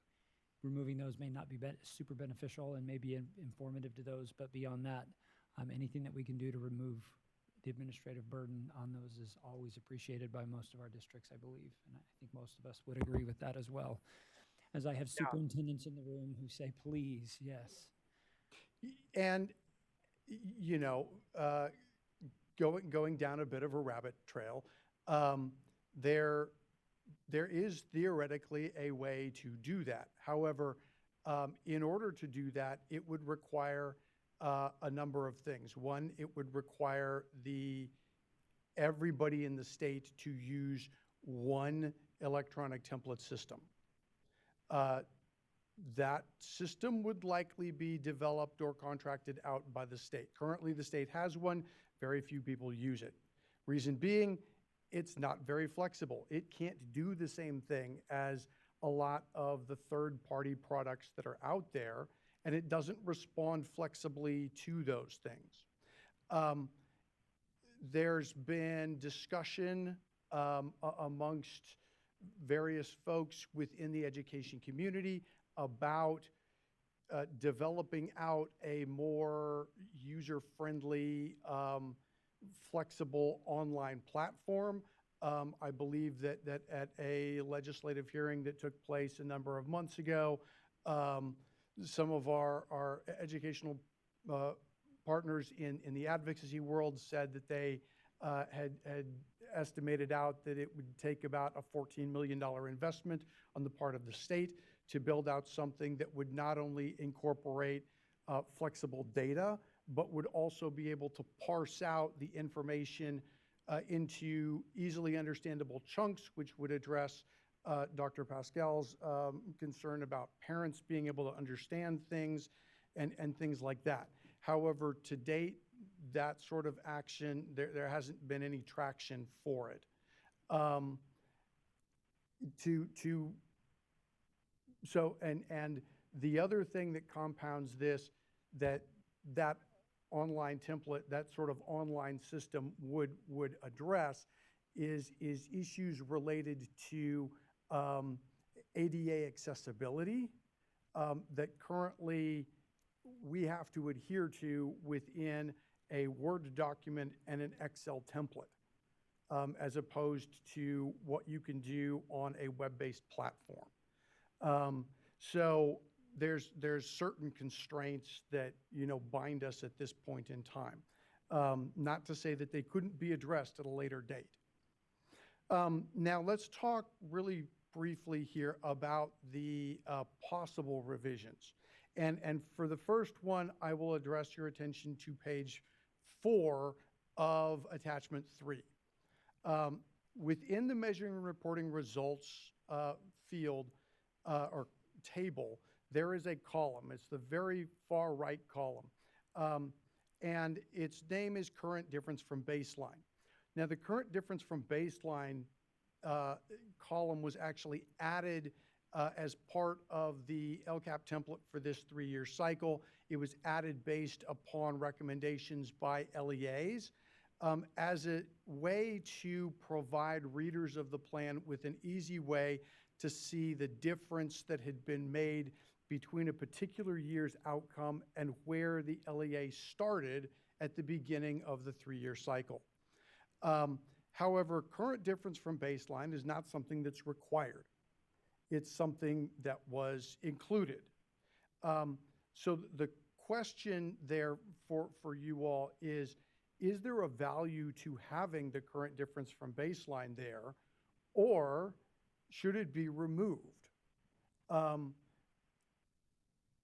The function that it serves is just as I described. It's really to provide an easy way for folks that are reading the plan to be able to see what the difference is between the baseline and year 1, year 2, year 3 outcomes.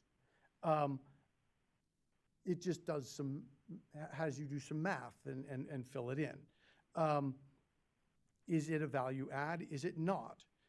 So if you would take a moment, discuss that, and then provide us with your thoughts, we would appreciate it. Okay, let's take about a minute, 2 minutes, have a conversation about it, and we'll provide some feedback or questions.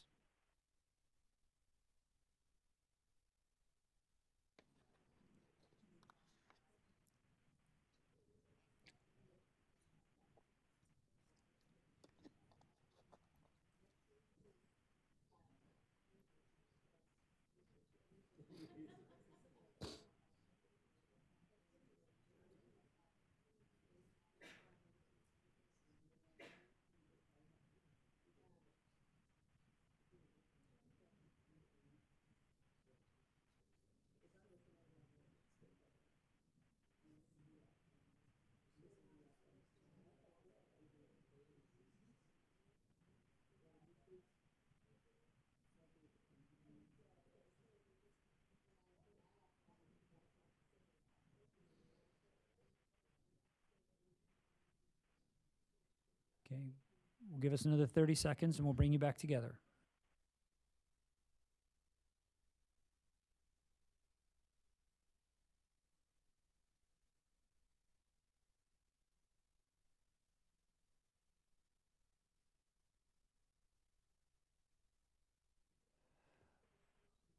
Okay, let's bring us back together. I think I can't remember where I started. I'm getting old. We'll start on this side if you guys want to share a little bit. Sure. So we talked about the fact that anything that is not required, we don't necessarily need. And so though it may be easy to look at something like that, I don't know the general public, and I'm going to be honest, we just did our LCAP last night at our board meeting. Not one member of the audience has ever said, that one box right there is really helping me understand. Because if you're looking through it, you can see the trends. So anything that we can do to take away items on that very lengthy LCAP that is not required would be welcomed from our point of view.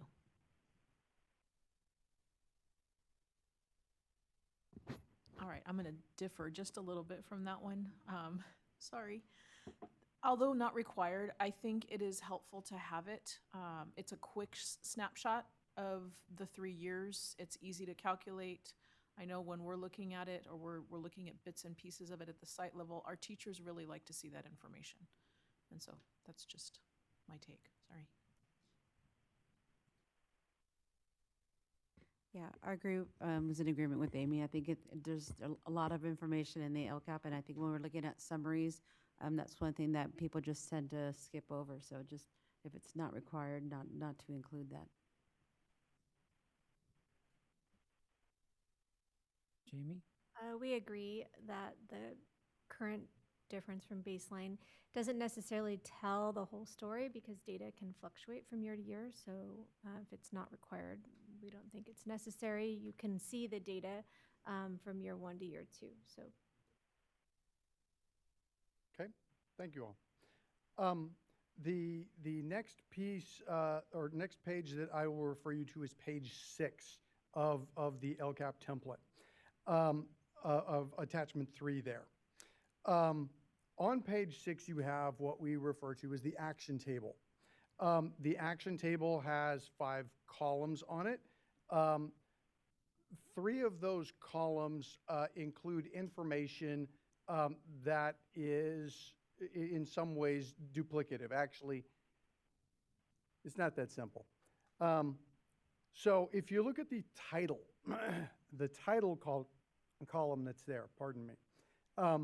The title column was included as part of the LCAP based on feedback from educational partners because the title is what connects the description of a particular action that's identified here in this table with the fiscal details that are included within the action tables. So if you were to flip forward in the attachment, let's see, I believe it's pages beginning on page 10 of attachment 3, you can see the action tables that are there.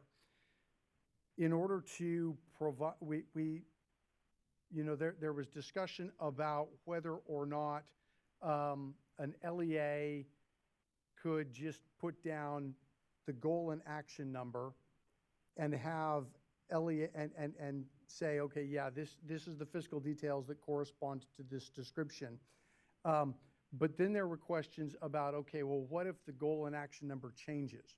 How do you track that? How do you make sure that you're actually looking at the right action? And that's where the title came from. However, the title could be removed from this table as well as from those action tables, and we could simply refer to the goal and action numbers that are there in order to link those two things together. Then the total funds column and the contributing actions column, those are both things that are already reported within the action tables. Within the action tables, you can see the total amount of funds that are associated with a particular action. You can also see an identification of whether or not that action is identified as contributing towards the requirement to increase or improve services for low-income English learner and foster youth students. The reason that the total funds and the contributing action table columns were included on this table is because some of our educational partners expressed that they felt like if you were just reading the action description and you didn't have an idea of how much the total funds were there and whether or not the action was contributing, you would begin to lose context for the action. And they didn't want to be flipping back and forth between pages within the plan in order to access that information. So the next piece that we have for you to reflect and provide feedback on is whether or not the title, total funds, and contributing column are necessary or not. So can we just, that's in interest of time for us for discussion, maybe we'll just get through all the changes you request and then we'll do discussion at the end. That'd be great. Sure. And the last piece is on page 7. On page 7, you can see a number of fields, including total projected LCFF supplemental under concentration grants, and then everything that's within the required percentage to increase or improve services for the LCAP year. There's 4 fields that are there. All of those are information that are already included within the action tables. And so the question is, do we need to include these here as well? Again, they were included originally in the LCAP template because there was feedback that if you're reading through the descriptions that are required further on down, and you don't have the information related to how much the projected funding is or what the percentage to increase or improve services are, you could lose context for what's being included here. So the question there is, are those fields needed to be included in there? Should they be taken out? So, Thoughts, comments on that? On both of those? I did some studying and sought some feedback, and we agreed that both of those being removed are okay because we don't use those as much. So that I don't have any opposed. I'm not opposed to that. I'm not sure if others agree. Definitely agree with that in terms of the increase and improve and then the total funding and contributing. But I do like keeping the title only because sometimes we do change actions. And so keeping the title will keep that cleaner for us. But the other two, because those are in the other data table, I think are redundant. Any other thoughts or comments? Okay. Go ahead, Josh. okay. With that, I believe that we are done with the item. Did you also ask for feedback on the word counts? Oh, yeah, that's correct. So the last piece is whether or not to impose a word count or a character count, right? The idea there being to limit the amount of verbiage that's going into the actual responses. That's something that has not been done to date. It's not been proposed to date, in large part because we try to preserve the local control of LEAs as much as possible. However, it is one viable option of limiting the length of the plan. So also, you know, to put in a small word for LCAP reviewers, it would be a real headache to try to character count to see whether or not an LEA had met the character limit or not. So, but yes, that's on for discussion. Thoughts, comments? I think this one, you did just, does anyone want to give a reason why? I think no, because it gives autonomy, as you said, local control. You want solidarity, but subsidiarity. You want local control. You want the voice to be heard based on what's happening in that local area. So I would say no. Thank you. Please.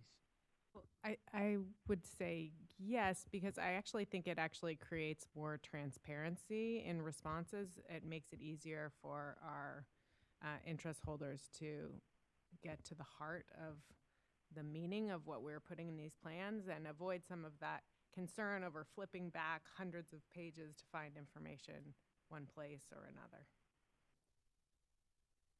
The thoughts?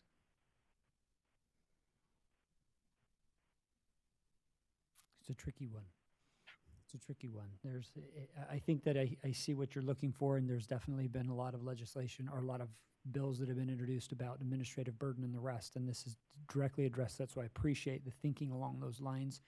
I think I think you can hear from both sides that it could be a challenge to be able to limit it and what they're doing, that local control, but it also is, you know, something to be said that more is not better. Sometimes it's just more and it obscures what you're looking for. So I think that there needs to be elegance. So I'm not going to say yes or no on either side. On my side, I'm just going to say I appreciate the comments from our colleagues to be able to say that we do appreciate that you are recognizing the amount. It also sometimes doesn't address the fact that it's not necessarily the word count that's the problem, it's the adding more stuff into the LCAP that's the problem. That's been the issue. So less the number of words required and more the, oh, let's throw that in, throw that in. And again, not your issue. You do what you're told. I understand that. So I appreciate that. Any other thoughts or comments on this before we move to public comment? Anything else, Josh, before we? No, thank you all. Appreciate your feedback. Thank you very much. We appreciate it. We'll now take up public comment. Please put up the public comment slide with the call-in number. Members of the public wishing to provide comment on this item may do so by calling the number on the slide. You will be notified when it is your time to speak. We encourage you to please state your name and affiliation for the record. Please remember to turn down the speaker volume of your computers. If you are following the live feed, speakers will be limited to 1 minute each. Is there anyone in the room who wishes to make public comment? Yes, there are 2 people signed up for in-person public comment. Please remember to state your name and affiliation for the record when it's your turn to speak. Will the following people please line up at the microphone in the back of the room? Rachel Murphy and Lindsay Tornatore. Good afternoon. Rachel Murphy with Public Advocates. We appreciate the attention to improving the LCAP template and would like, excuse me, to comment on 2 of the proposed revisions. First, regarding the proposal to remove the actions table in the goals and actions section, we do not think it would be helpful to get rid of the title, total funds, and contributing fields. This would separate the description of the action from its title, amount budgeted, and whether it's funded through supplemental and concentration grants, making it harder to evaluate if it's being properly categorized. And it would require a reader to look in multiple places within the LCAP to understand one action. Second, we support changes that improve readability and usability for the average person, but an arbitrary word or page limit could simply limit the amount of information that a district can provide, leading to more bundling and less detail, which the CDE has previously determined through UCP decisions is improper for transparency and accountability. Additionally, larger districts will have a harder time fitting in all of the Thank you, required Speaker. Your information. time is up. We need to cut. Thank you.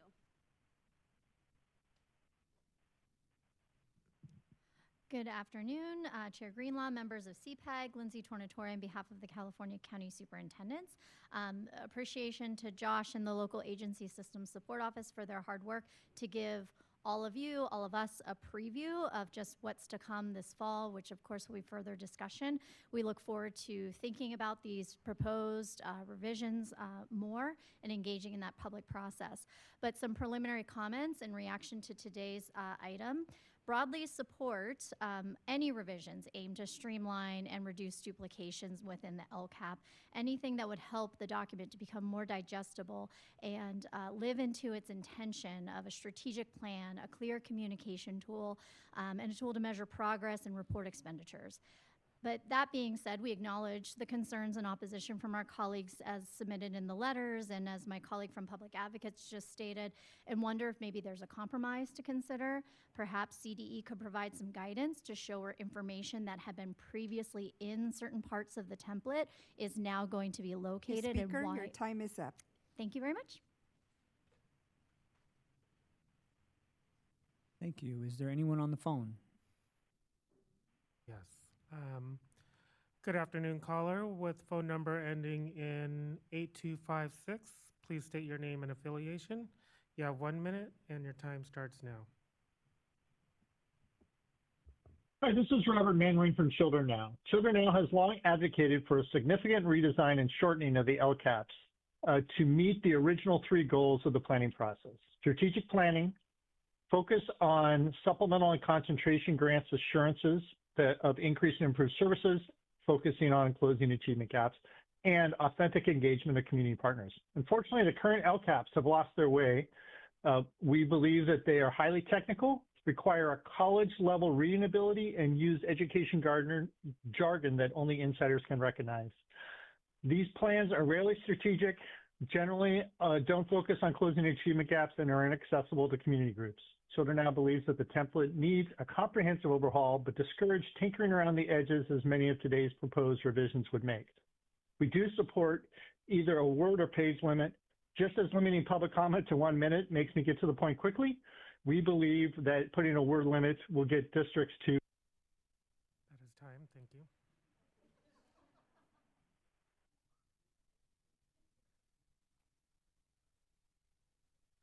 Good afternoon, caller with phone number ending in 0493.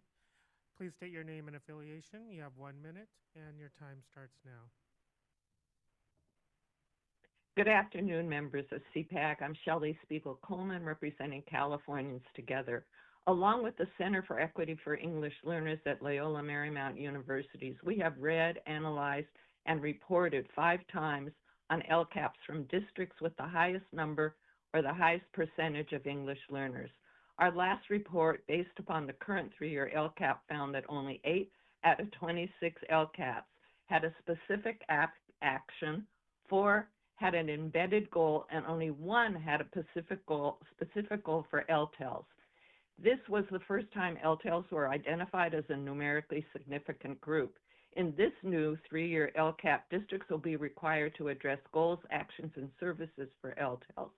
With this new requirement, the minimal attention given in the current LCAP, we request that the instructions make it explicit that goals, actions, and services for long-term English learners will be identified and will be included in the new. That is time. Thank you, caller. There are no more callers in the queue. Thank you very much, callers and those who presented. Given that there's no more public comment, we'll open for any discussion to the CPAG members. Any discussion, thoughts? Okay, as there's no further discussion, this concludes item 3. We'll now move to item 4, considerations for the renaming the College and Career Indicator. This item will be presented by Catherine Morrissey from the Analysis, Measurements, Accountability, and Reporting Division at the department. Catherine, please begin.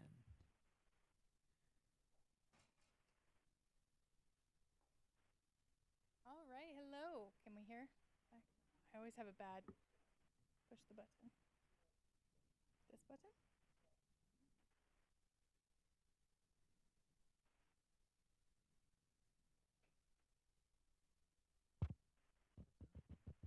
Testing.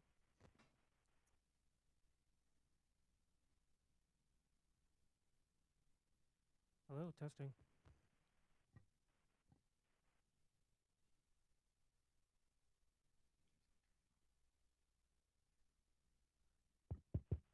Oh, hello? Yes? Okay. I'll also try to project a little bit more. Hello. Good afternoon. Thanks for hanging in with us today. My name is Catherine, and I am a consultant with the Accountability Development and Policy Analysis Unit.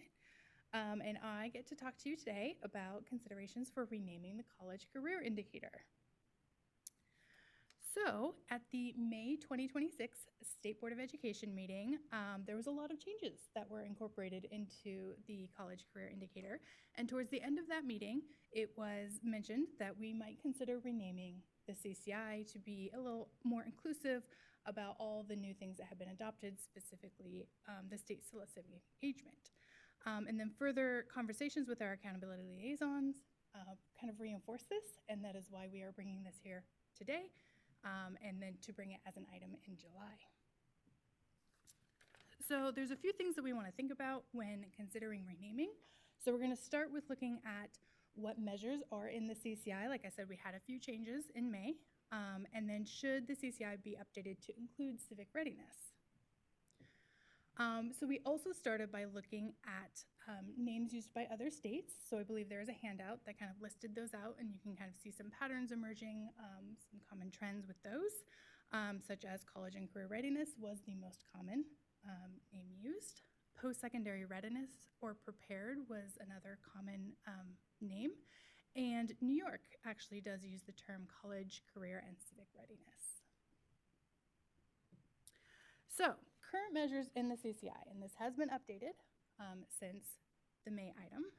So we have advanced placement, international baccalaureate, and Cambridge International exams and courses, career technical education pathways, college credit courses, leadership military science, and the Armed Services Vocational Aptitude Battery Test, the Met University of California and California State University requirements, registered pre-apprenticeships, smarter balanced summative assessments, the state and federal jobs programs, state syllabi literacy, state civic engagement, transition classroom and work-based experiences, and work-based learning.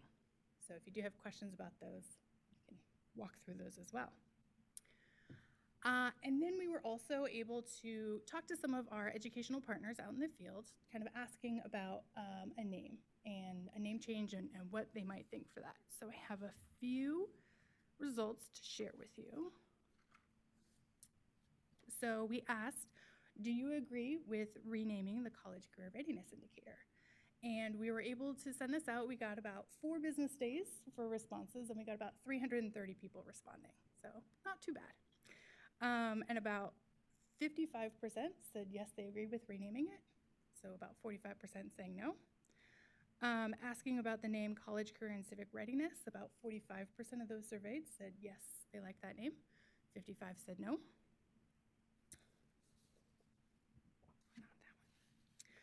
We also asked, we currently use the slash for the college/career indicator. So we asked, do you like the slash?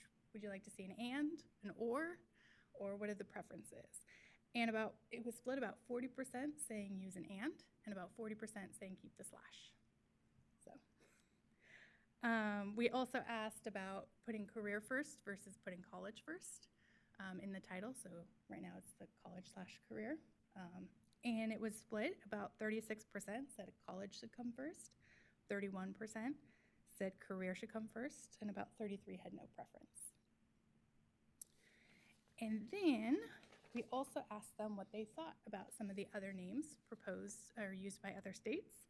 And so the top 5 preferences were college and career readiness, followed by career and college readiness, followed by post-secondary readiness, then the college, career, and civic readiness, and finally the post-secondary preparation. So those are the top 5. And the bottom 3, we thought we'd include that just for some fun information. The acceleration indicator, 11-12 advanced coursework indicator, and graduating, enrolling, and post-secondary education indicator. Those were the least favorite among the groups. So just a quick message out to the field to kind of see what were people thinking and what were some of their ideas.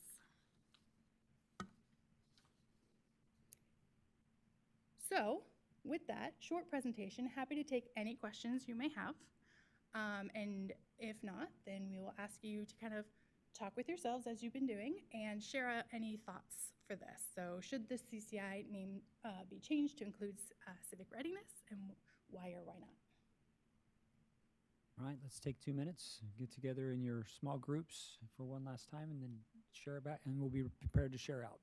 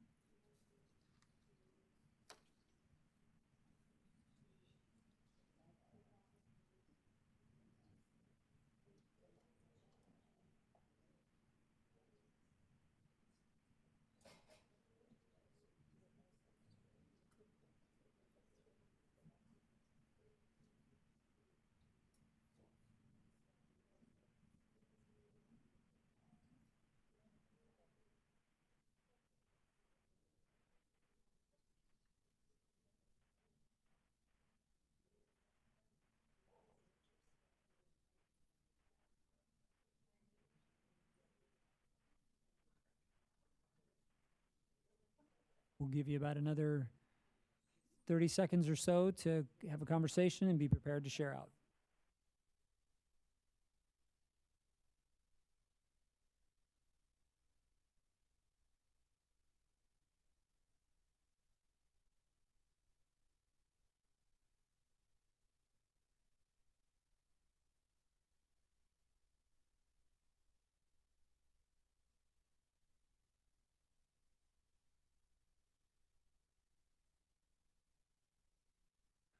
All right, so let's share out.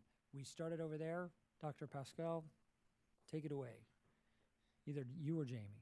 Well, we agree that the current title is inclusive of the state of civic readiness and don't really see a need for change.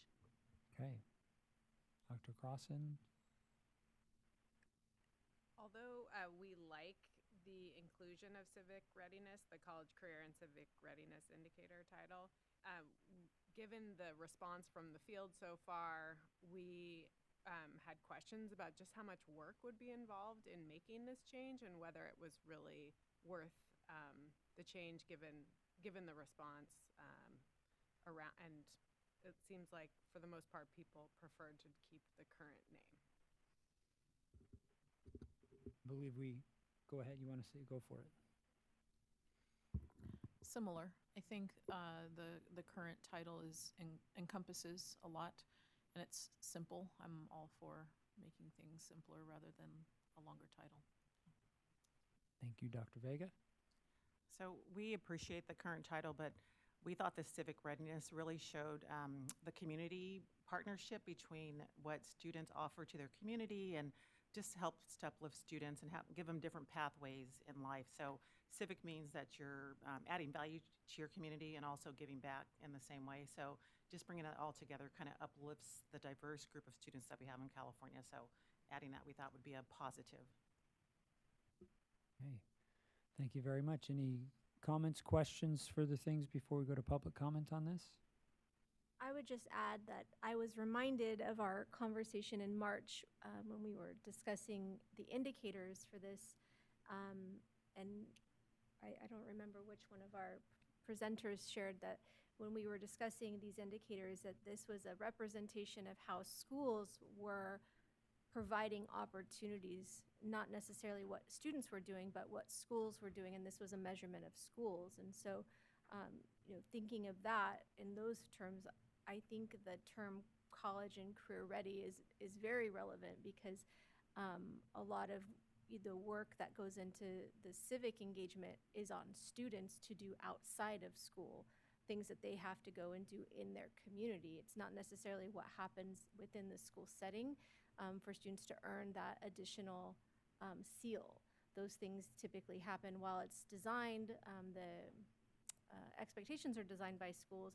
A lot of that work happens outside of the school. So the idea of being a college and career indicator, I think, is very inclusive of all of those opportunities that are listed. Great. Thank you very much. Okay. I think no other comments or questions. Thank you very much. We appreciate it. We will now take a public comment. Please put up the public comment slide with the call-in number. Members of the public wishing to provide comment on this item may do so by calling the number on the slide. You will be notified when it is your time to speak. We encourage you to please state your name and affiliation for the record. Please remember to turn down the speaker volume on your computer. If you are following the live feed, speakers will be limited to 1 minute each. Is there anyone in the room who wishes to make public comment? Yes, there is one person signed up for in-person public comment. Please remember to state your name and affiliation for the record when it's your turn to speak. So will the following person line up at the microphone in the back of the room? Rachel Murphy.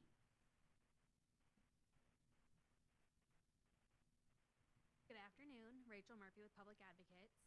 Thank you for the continued attention to improving the college career indicator and the recent inclusion of additional measures to demonstrate college career and civic readiness.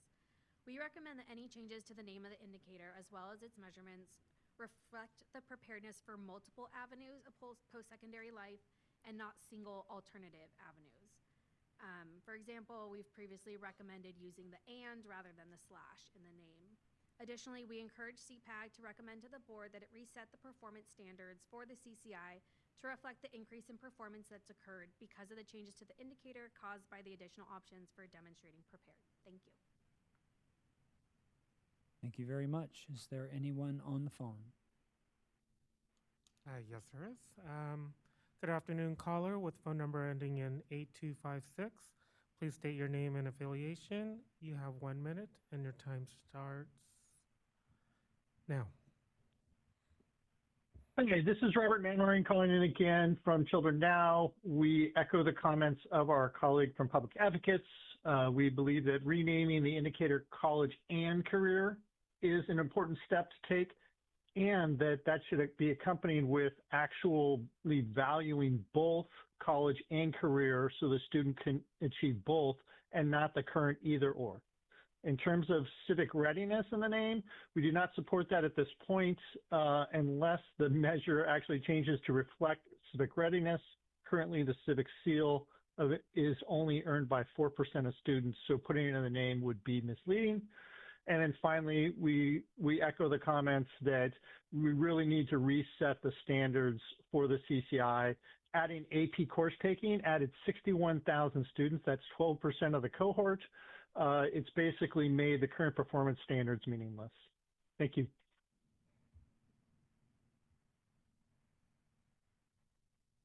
There are no more callers in the queue. Given that there's no other public comment, I'll now open it to the CPAG for any discussion, any thoughts based upon what you heard from the public comment as well. Not necessarily what was happening today, but because December 4th would have been my last board meeting here at CPAG. Unfortunately, it is also the annual CSBA conference. And as we know, superintendents, that's our time to have quality time with our trustees. So unfortunately, I won't be able to come to this meeting. I just wanted to say thank you to this group and to everyone involved, because over the last 5 years, the first meeting I had was online, and it was dense information, but very little discussion. And over this 5-year period, we have added so much more. So yes, our meetings are longer, but I think our involvement is more, and our ability to give our opinions and to guide what happens in the SBE meetings is greater, so the impact is greater. I also wanted to say thank you specifically to Cindy and to Kimberly, because over these years, we have asked a lot of you. We've asked for more and more and more, and then we asked for less and less and less. So I want to thank you, because there has been so much gained over this time. Your staff is amazing. And the fact that we have science now as part of the dashboard has included more things that we are wanting for our students and wanting to see that growth in our students. And then also seeing that growth model, which I know has been on your list for probably 20 years, a lot has occurred. So I just want to thank the group here and the committee. Thank you for being amazing and continue the work. Thank you, appreciate that. Any other thoughts, comments? Okay, and that concludes item 4. We will move on to item 6. We'll now move into the general public comment. Public comment is invited on any matter not included in the printed agenda. Please put up the public comment slide with the call-in number. Members of the public wishing to provide comment on this item may do so by calling the number on the slide. You'll be notified when it's your time to speak. We encourage you to please state your name and affiliation for the record. Please remember to turn down your speaker volume of your computers if you are following the live feed. Speakers will be limited to 1 minute each. If there's anyone in the room, is there anyone in the room who wishes to make public comment? There's none. Okay, is there anyone on the phone? And there are no callers. Okay. So then that concludes item 6. And with that, it also concludes the 26th, our June meeting. Thank you all for being here. And let me also just say for a moment, thank you for taking the preparation for this meeting seriously. You came in informed, knowledgeable. You provided amazing feedback that's very helpful as we move forward.